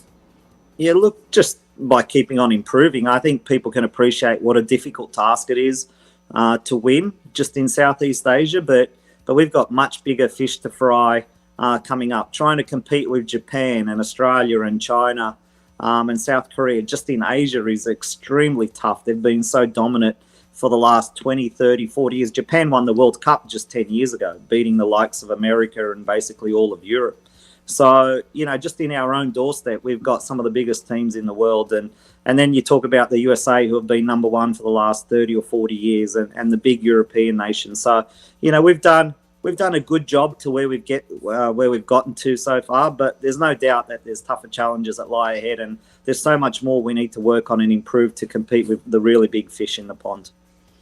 Well, talking about the big fish, obviously that is what we are now looking forward to. And you have said that we will not compete unless we have a chance to win. And you believe that in your heart, Coach Alen. When you talk about that chance to win, where are the areas of improvement that you feel the Filipinas can still grow into so that they can be more competitive against the big fish that you call? Yeah, look, as I've touched on already, we're an inexperienced team and generally a pretty young team. We average probably 22 and a half years of age. So when you're at that developmental stage, it's very hard to just focus on one area. Like, we really need to improve in every area. We need to improve our attack. We need to improve defensively. Of course, we can look at the last 10 matches and say we scored 27 goals and we only conceded 4, which is an incredible record. But it's a little bit small-minded. To just reflect on what you've done recently and against teams that we should be competing with. Against the bigger teams, it's certainly going to be much tougher. So we need to be better in attack. We need to be better technically. We need to improve tactically and mature. And definitely our mentality is good. We have a great mentality within the group. But, under real pressure, we need to test that mentality when things aren't going our way. So, you can only really do that by playing games and playing against the big teams. And that's certainly what we've got coming up in the next period of time. You have a tremendous group of girls playing for you. Everybody has a role. Everybody's done well. Obviously, this is a team that we want to bring to the World Cup, but are you looking at other players to bring into the team? Are there already specific names that you are watching out for? Or will this team be the team that'll be going to the World Cup? Look, this is a national team, and I've been very transparent with the players that they're just renting the jersey. You never own that jersey. It's a privilege and an honour to represent your country, and I'm proud to represent the Philippines, and I almost feel like it's my country as well now. So we're proud to represent the country, and we're proud to be there. But I know all of us are only renting the position, and if someone better comes along, if there's a better coach that comes along, then they deserve the job. If there's better players that come along, they deserve that jersey, because ultimately you want to be the best team you can possibly be. So, the players have to fight for that jersey all the time. They have to fight for their spot in the team, whether that internal rivalry is certainly a critical aspect of ensuring that we keep growing and developing as a group. You have said, and this is probably my final point here, Coach Alen, you have said that this ranks among maybe your greatest achievements as a professional, steering a non-football country like the Philippines into its biggest successes in the last few months. First of all, how do you plan to top this? And secondly, are you going to stay on with the Philippine team? Oh, look, yeah, definitely. We've got a big 12 months ahead. So I'm looking forward to it. I'm like a kid in a candy shop at the moment. So, everything's going really well, but I know that there's tough times ahead. And I know that progression in sport is never linear. It's never just starts at point A and goes to point B. There's so many ups and downs, and the challenges of coaching are not just when you're winning, but also when things aren't going your way. So, look, I know that we'll have some tough times ahead, and when we play the bigger teams, that'll be a tremendous challenge for us. But just gives you even more motivation to want to, sink your teeth into the challenge and see what we really can do. But, to think of where we've come from as a group and where the players came from, a lot of them had come from 1 or 2 years in COVID, hadn't trained. A lot of the players are unattached with clubs, so we were playing against players who were in full professional environments. So where we came from as a starting point last year in Irvine in November to where we are now is that we've almost gone full circle, and now the players are starting to find some professional clubs and starting to get engaged with high-level football full-time. So, we've really turned the corner. But again, as I've said many times, this is just the starting point. You're enjoying your break right now, but when does the team start to practice again, Coach Alen? As you know, when you're a coach, there's never a break. Players get a break. Players get a break, but when there's 30 or 40 people in your organisation, there's always things to deal with. We're already planning the next trip and planning who we're going to play and which players are available and trying to deal with injuries and which clubs they're at and fitness programs. So, look, there's always issues to deal with, but, you know, that's part of the job and really that's part of the enjoyment as well. Can you give us a sneak peek on what it looks like the next few months? Where are you going? Which teams are you playing? Yeah, look, the next window in late August, September, we're actually just on the phone at the moment in the last 24, 48 hours trying to finalise that. We've had a little bit of a disruptive process with that in the last week or so. So hopefully that gets finalised this weekend. In October and November, it's highly likely we'll be in North America and South America playing against some opposition there. So for the rest of this year, we look like we've pretty much mapped it out. We've probably got another 5 or 6 matches to play and see how we go against different continents and different confederations and different types of play and obviously different styles of play as well. I admire what you do. I love the fact that you love the Philippines, and I certainly don't envy your job. But I salute you for all that you've done for the Philippine football, and I wish you all the best in the next coming months with the Filipinas. Congratulations again, Coach Alen, and thank you for always being there for the Philippines. Thank you and appreciate your support. Thank you. Mga kaibigan, ang head coach ng Philippine Women's National Football Team, Coach Alen Stajcic, live from Australia. Wow, unbelievable. And again, that's the kind of program, that's the kind of support you want, that's the kind of commitment and devotion that you want from coaches, from officials. Alam mo sa akin, isa lang dapat na nagtitimon. And I think Coach Alen has done a tremendous job. Huwag na makialam ang napakaraming tao. I think it's time for us to just let someone take over all of our sports. And in fact, especially in sports that are very popular to us. Alright mga kaibigan, at this point, gusto ko lang po magpasalamat sa lahat ng ating mga tagapagtaguyod sa Power and Play. Thank you so much sa ating supporter, Cherry Loom, ang yerong may aluminum. Sa ganitong pabago-bago ang panahon, mga kababayan, sobrang init tapos biglang uulan. Kailangan natin ng matibay at protektadong bubong. Dapat ang bubong ay yerong may aluminum kapag may aluminum tsak na pangmatagalan. At isa lang, ang alam kong dekalidad na yerong may aluminum, yan ang Cherry Loom. Tibay protektado sa pangmatagalang yero. Cherry Loom, ang yerong may aluminum. Cherry Eagle, it's fun to drive. How neat is it is to have a 7-seater SUV that has a powerful engine, world-class safety standards, and latest tech features. But you didn't know that the all-new Cherry Tiggo 8 Pro has all these features and more at a very affordable price range. Cherry Tiggo 8 Pro is equipped with a 1.6 turbocharged gasoline direct injection engine, an advanced driver assistance system, and 12 other safety features, including door opening warning, forward collision warning, and adaptive cruise control. The flagship Tiggo 8 Pro allows you more control of the wheel. What's great is you can also join the green revolution with Cherry Tiggo 8 Pro plug-in hybrid electric vehicle or PHEV. With just 3 hours of charging to full battery, you can already drive up to 95 kilometers using electric driving only. If you run out of electricity, you can always switch to gasoline. So no worries about running out of power. Book a test drive now via www.cherryauto.ph or visit a Cherry dealership near you. Cherry Tiggo, it's fun to drive. Thank you! Chooks to go!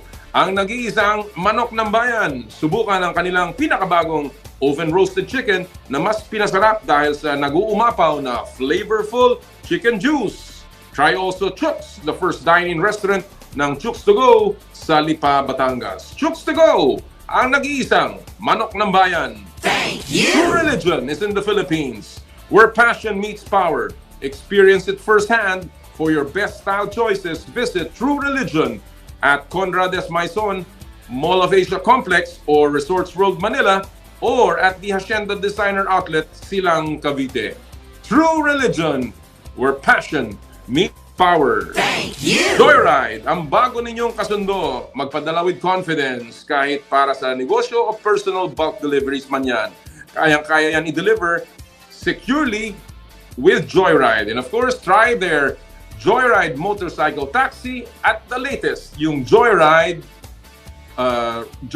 car. So download the latest Joyride super app now. Thank you! Elms Seafood Paluto, the latest offering of the Elms Resto Bar Group, located at Unit 2, ground floor, Calle Bistro, Ever Commonwealth, Quezon City. Enjoy their delectable seafood menu in a relaxed, casual dining atmosphere for your salo-salo seafood meal. Elms Seafood Paluto. Skin, your face and body anti-aging center, with branches at Alabang Town Center and Green Hills, San Juan. For your skin assessments and treatment, schedule, call 0917-890-1640 or 0977-809-8886. Astea Subic Beach Resort. Experience the getaway that you deserve and drive into limitless happenings, rejuvenating experiences, and gastronomic adventures. Astea Subic Beach Resort. And of course, Power and Play is powered by Smart. Live Smart! Maraming salamat po sa lahat ng ating mga tagapagtaguyod ng Power and Play. Tuloy-tuloy po tayo mga kaibigan, ha? At bago po natin ipakilala ang ating susunod na panauhin, magbalik tanaw muna tayo this week in sports history.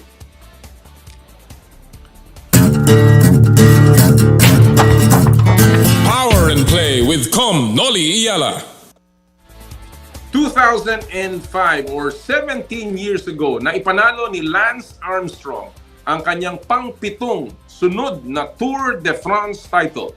Tumakbo ng higit 3,500 kilometers ang karera na may 21 stages. Ito ang pang-72 edisyon ng prestigyosong bike race. Nagretiro pagkatapos ng event si Armstrong. Pero ang masaklap, tinanggal sa kanya ang title kabilang ang iba pa niyang Tour de France wins matapos mapatunayang nilabag ang anti-doping rule ng UCI. Lance Armstrong wins a 7th straight Tour de France title before being stripped of wins due to doping this week in sports history. Naku, talagang masakit yan, ha? Yan nangyari kay Lance Armstrong yan. Ating pong natutukan yan. But of course, maraming natuto at naging malakas ang anti-doping in all of world sports. So again, mahalaga talaga ang pagpapanatili ng magandang training and of course, ang magandang mental state. Alright, at this point mga kaibigan, ready na tayo to feature our featured guests. Inaantay pa natin. So mukhang abangan natin muna ang ating guest sa ating susunod na In the Spotlight. Pero pasok po siguro muna natin yung ating paborito din pagdating sa viral videos at saka trending topics sa larangan ng palakasan sa ating Stop and Pop moment. Power and Play with Comm Noli Iyala. Ito pong Stop and Pop, ang ating pong tatawagin dito sa ating latest video na to na nahalukay ng ating producer na si Mike Santillan at saka ating writer na si Chester Fajardo. Ito po, ang tawag dito ay Dream Fight. Ba? Bakit Dream Fight? Dahil ito ba parang Muhammad Ali Joe Frazier? Ito po, ang video po natin ay tinatawag nating Dream Fight, hindi po dahil nagbabakbakan ng mga bigating world champions. Ito po ay dahil ito po ang unang professional pillow fighting league. Aba, pillow fighting championship Ganito siguro yung mga eksenang iniisip sa sleepover kapag nagiging competitive na ang hampasan. Ang good news, at least may baong unan kapag na-knockout. Talagang dream, good night ang dating sa'yo pagdating sa PFC, Pillow Fighting Championship. At yan din po ang ating Stop and Pop moment sa Power and Play. Nakakatuwa, no? Dapat ganyan, pag nag-aaway, siguro pwede si Tab Baldwin at saka si Paal Panlilio, ganyan na lang, hampasan na lang ng unan. Kesa magturuan. Alright mga kaibigan, it's time now to bring in our feature story in the spotlight. Power and Play with Comm Noli Iyala.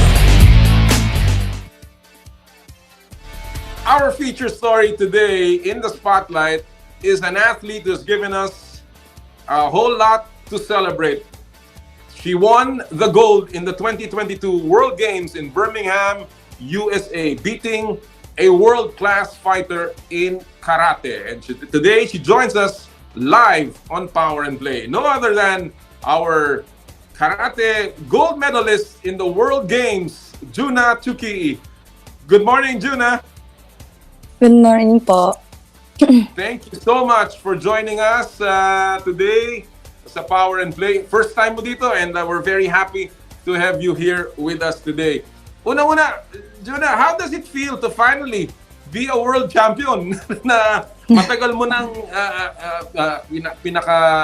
pinapaplano? You know, it's been an up and down year in 2021 and here finally you are a world champion. Opo, I was aiming for the world maybe since 5 years ago. So I starting my training since 4 years ago po.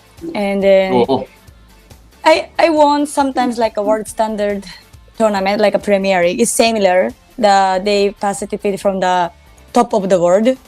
Pero of course the world games is different titles. So I'm very happy because this world games is always one times in every 4 year lang. So it's not every year. So I'm so happy to finally I got this title. Alam mo, nakakatuwa because sabi mo nga, no, you won, you started karate as early as 7. You won a bronze in the Kumite in 2018 sa Asian Games in Jakarta. You won a gold sa Southeast Asian Games noong 2019, of course, dito sa Maynila.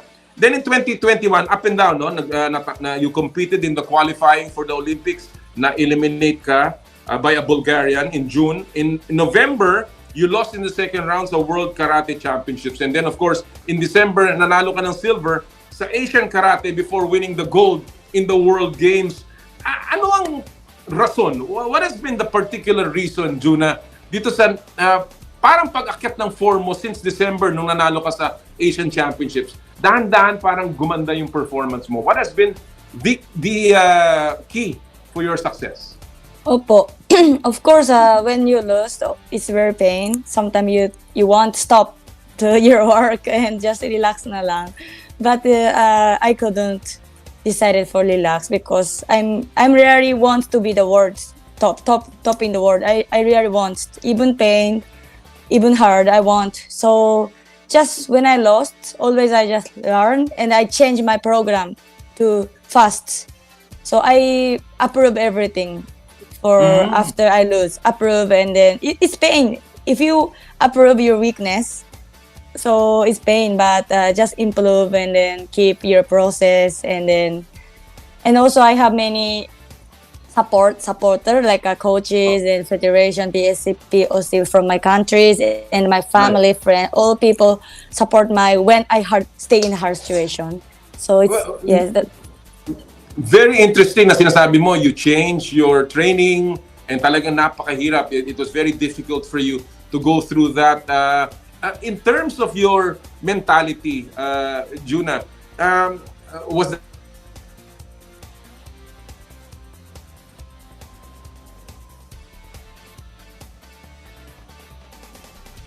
pagdating, a lot of heartaches before, pero pagdating ngayon, pinalitan mo ba rin yung mindset mo, Junna, in competing in the World Games? Opo.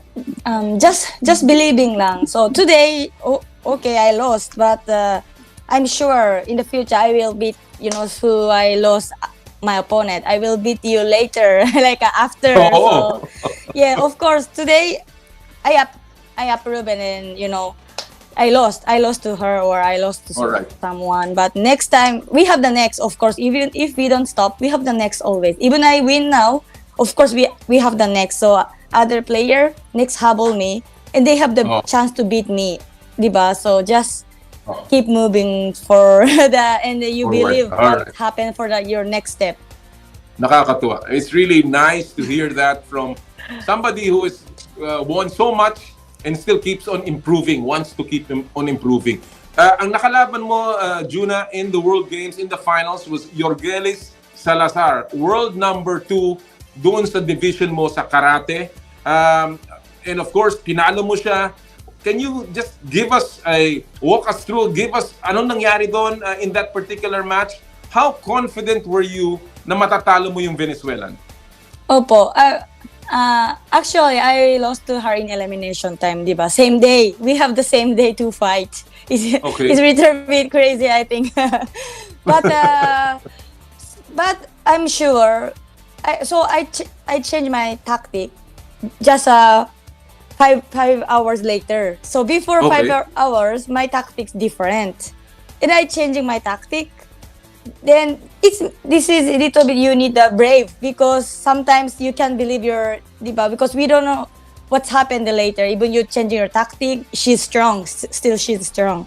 But I just believing myself, totoong believing myself. Kaya ko yan. Then I'm so lucky because I have chance to beat to her. If finish for the elimination time, if we don't have the second fight, I can beat her anymore, right? So I just happy to.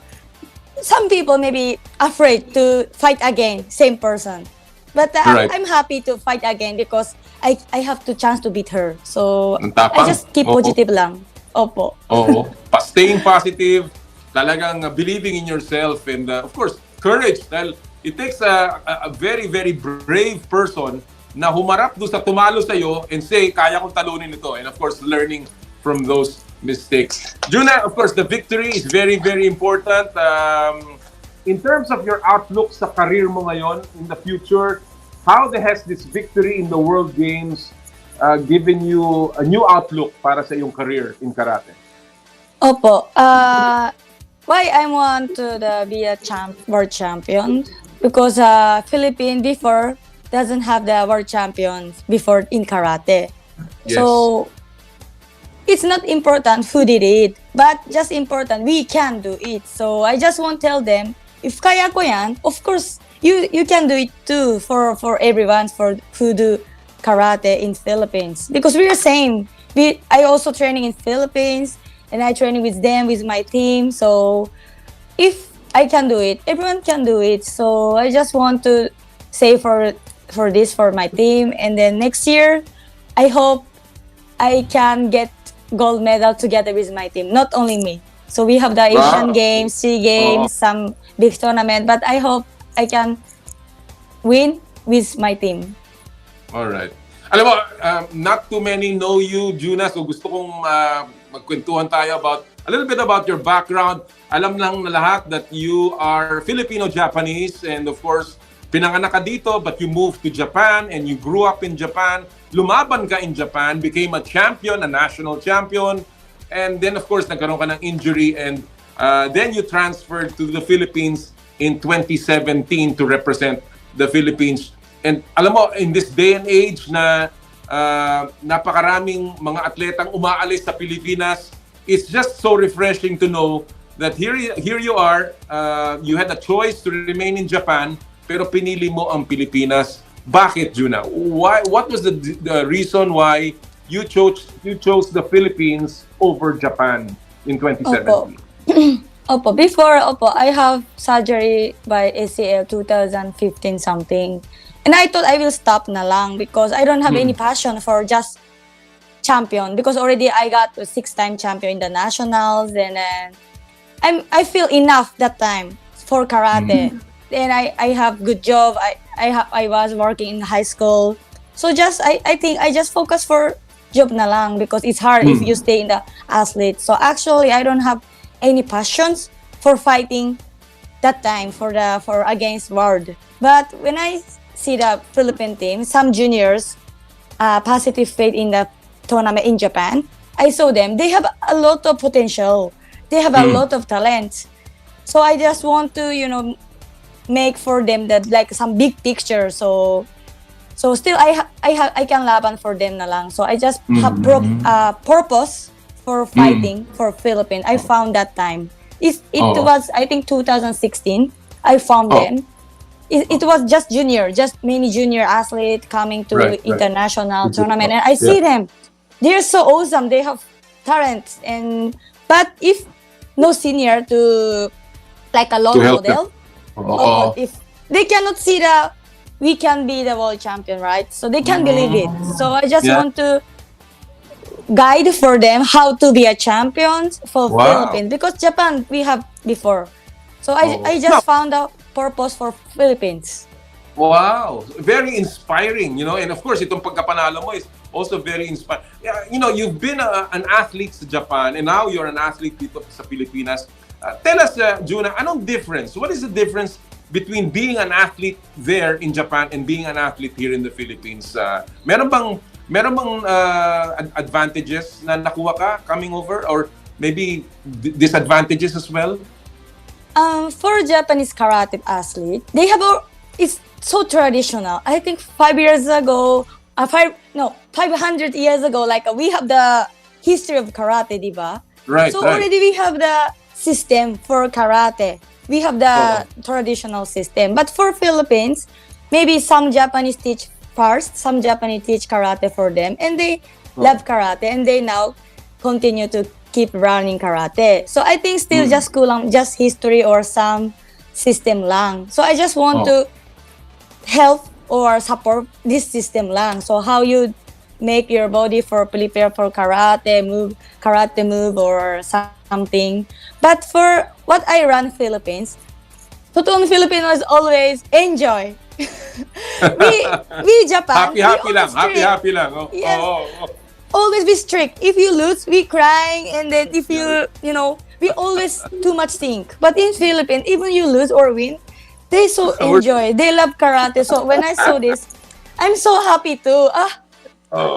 We must run this feeling to Japan also. So I'm happy because I run both. I come around to both. You have experienced both. Correct. Opo. So, in other words, you have the best of both worlds, and it has made you a better person. Alam mo, we know the case of Yuka Saso, of course, na she's Filipino on Japanese as well, and she chose Japanese for many reasons, and we do not criticize her for that. But in your case, Junna, any regrets na pinili mo ang Pilipinas over Japan? Opo. Because I don't think what my country. Just I choose.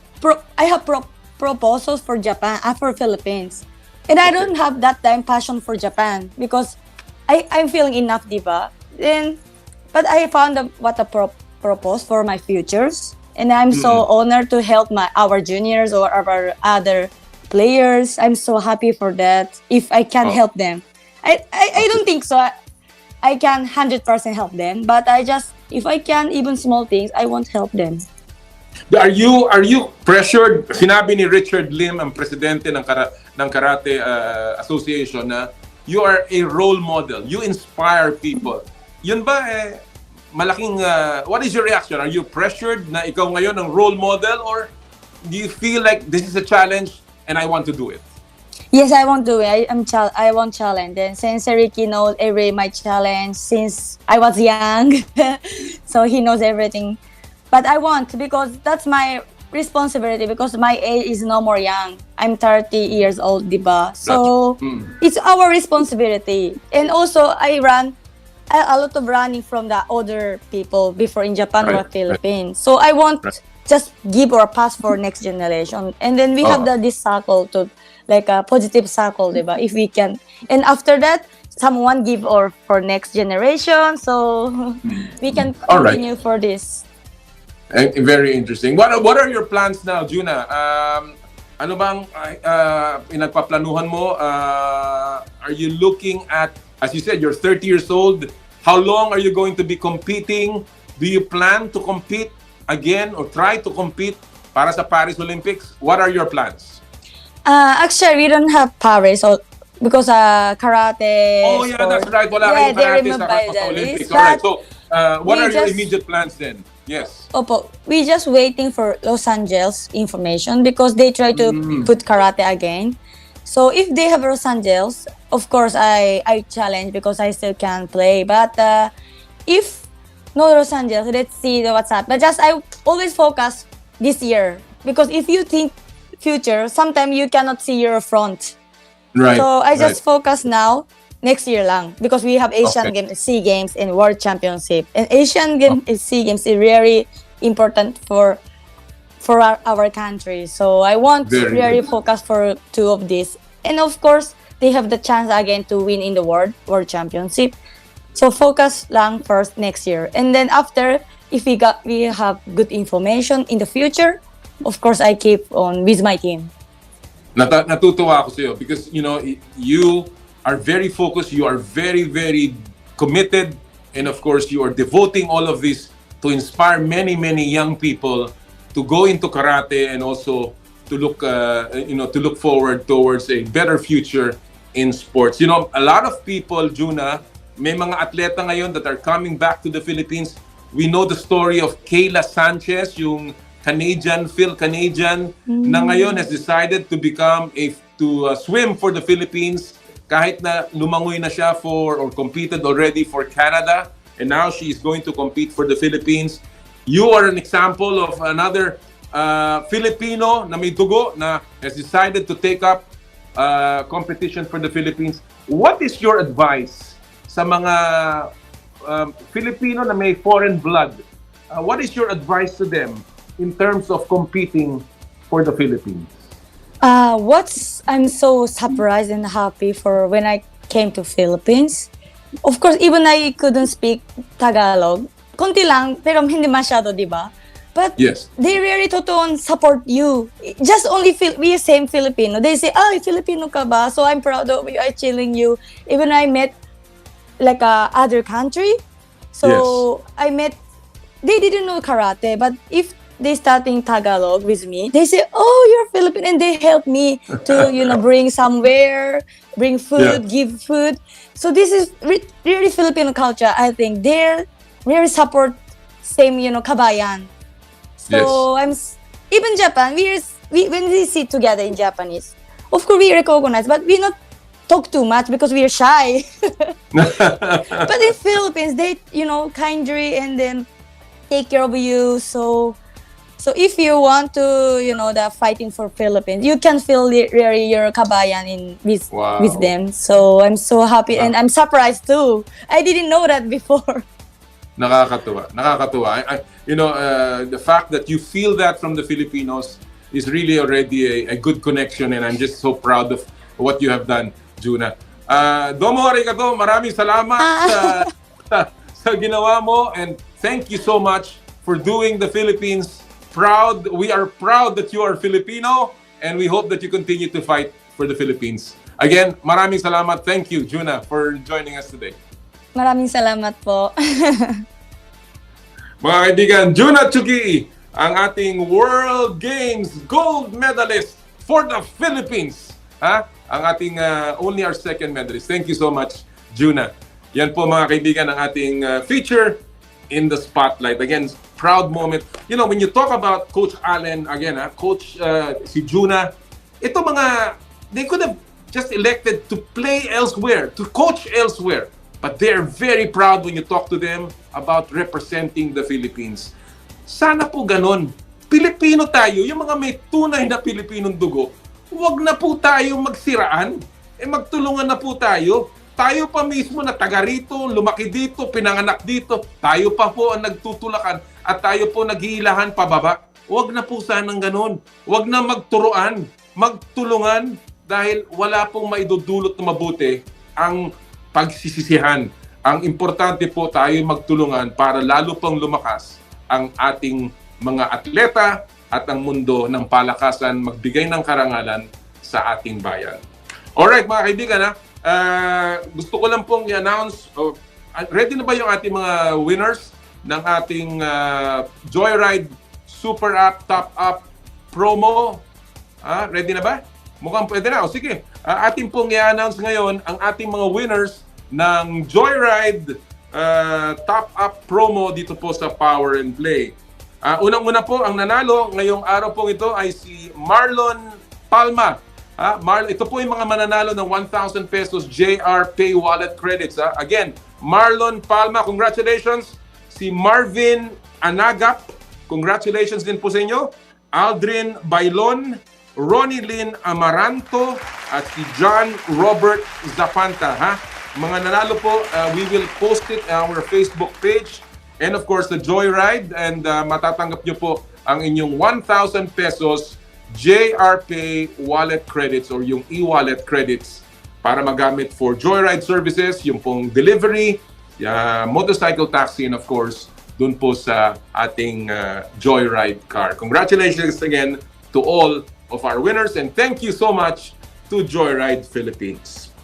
And before we end the show, gusto ko lang po magbasa ng ating mga nagpadala ng kanilang komentaryo sa Pulso ng Bayan. Unahin ko po muna yung mga nagpadala sa aking Twitter account. Naku, napakarami nito ha.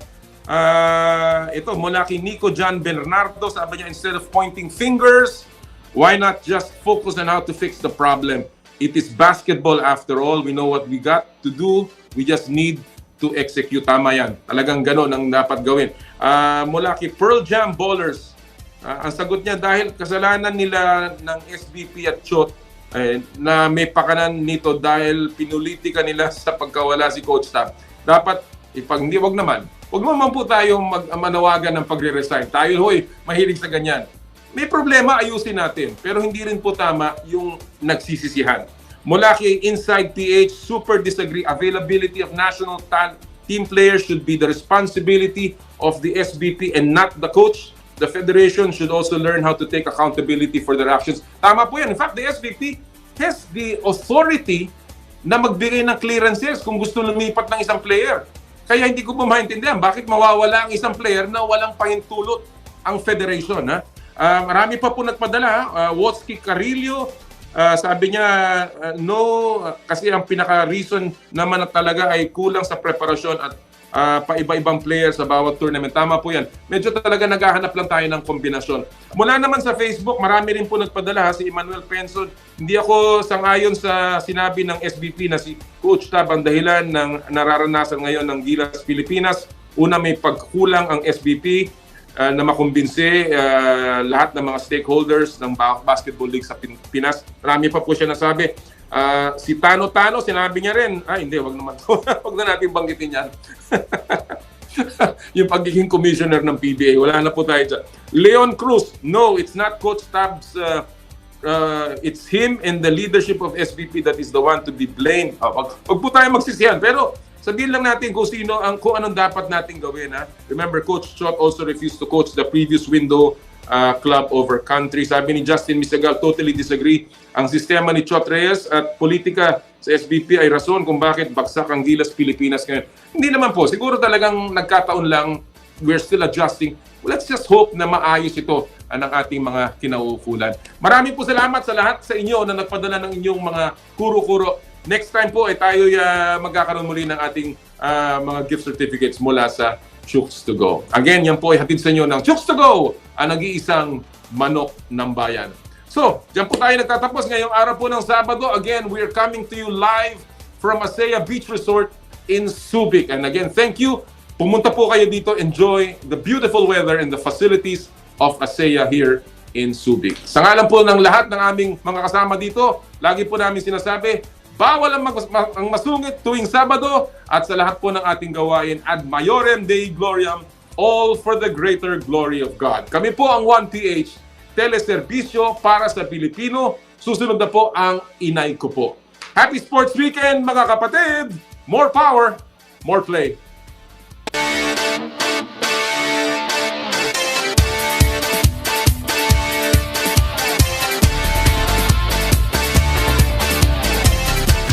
I dare to dream big, to be a voice of my generation, to inspire resilience in the face of roadblocks. And in sharing my stories, I let others share in my passion.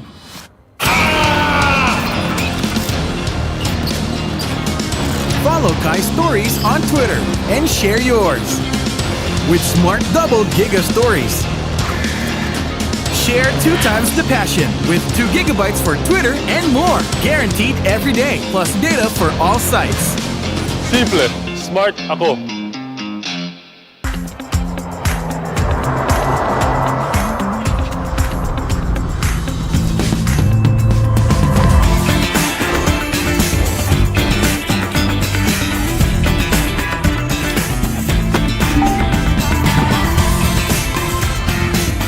Alex,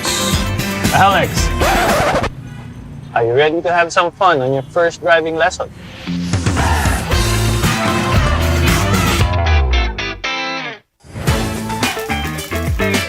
Nag-uumapaw sa real chicken juice. Naswak sa panlasa ng buong pamilya. Available in sweet roast, pepper roast, at harissa roast variants. Chooks to go. Masarap kahit walang sauce. Tawag na sa Chooks to Go Delivery Hotline 8687-1010 o online sa chookstogodelivery.com or via GrabFood at Foodpanda.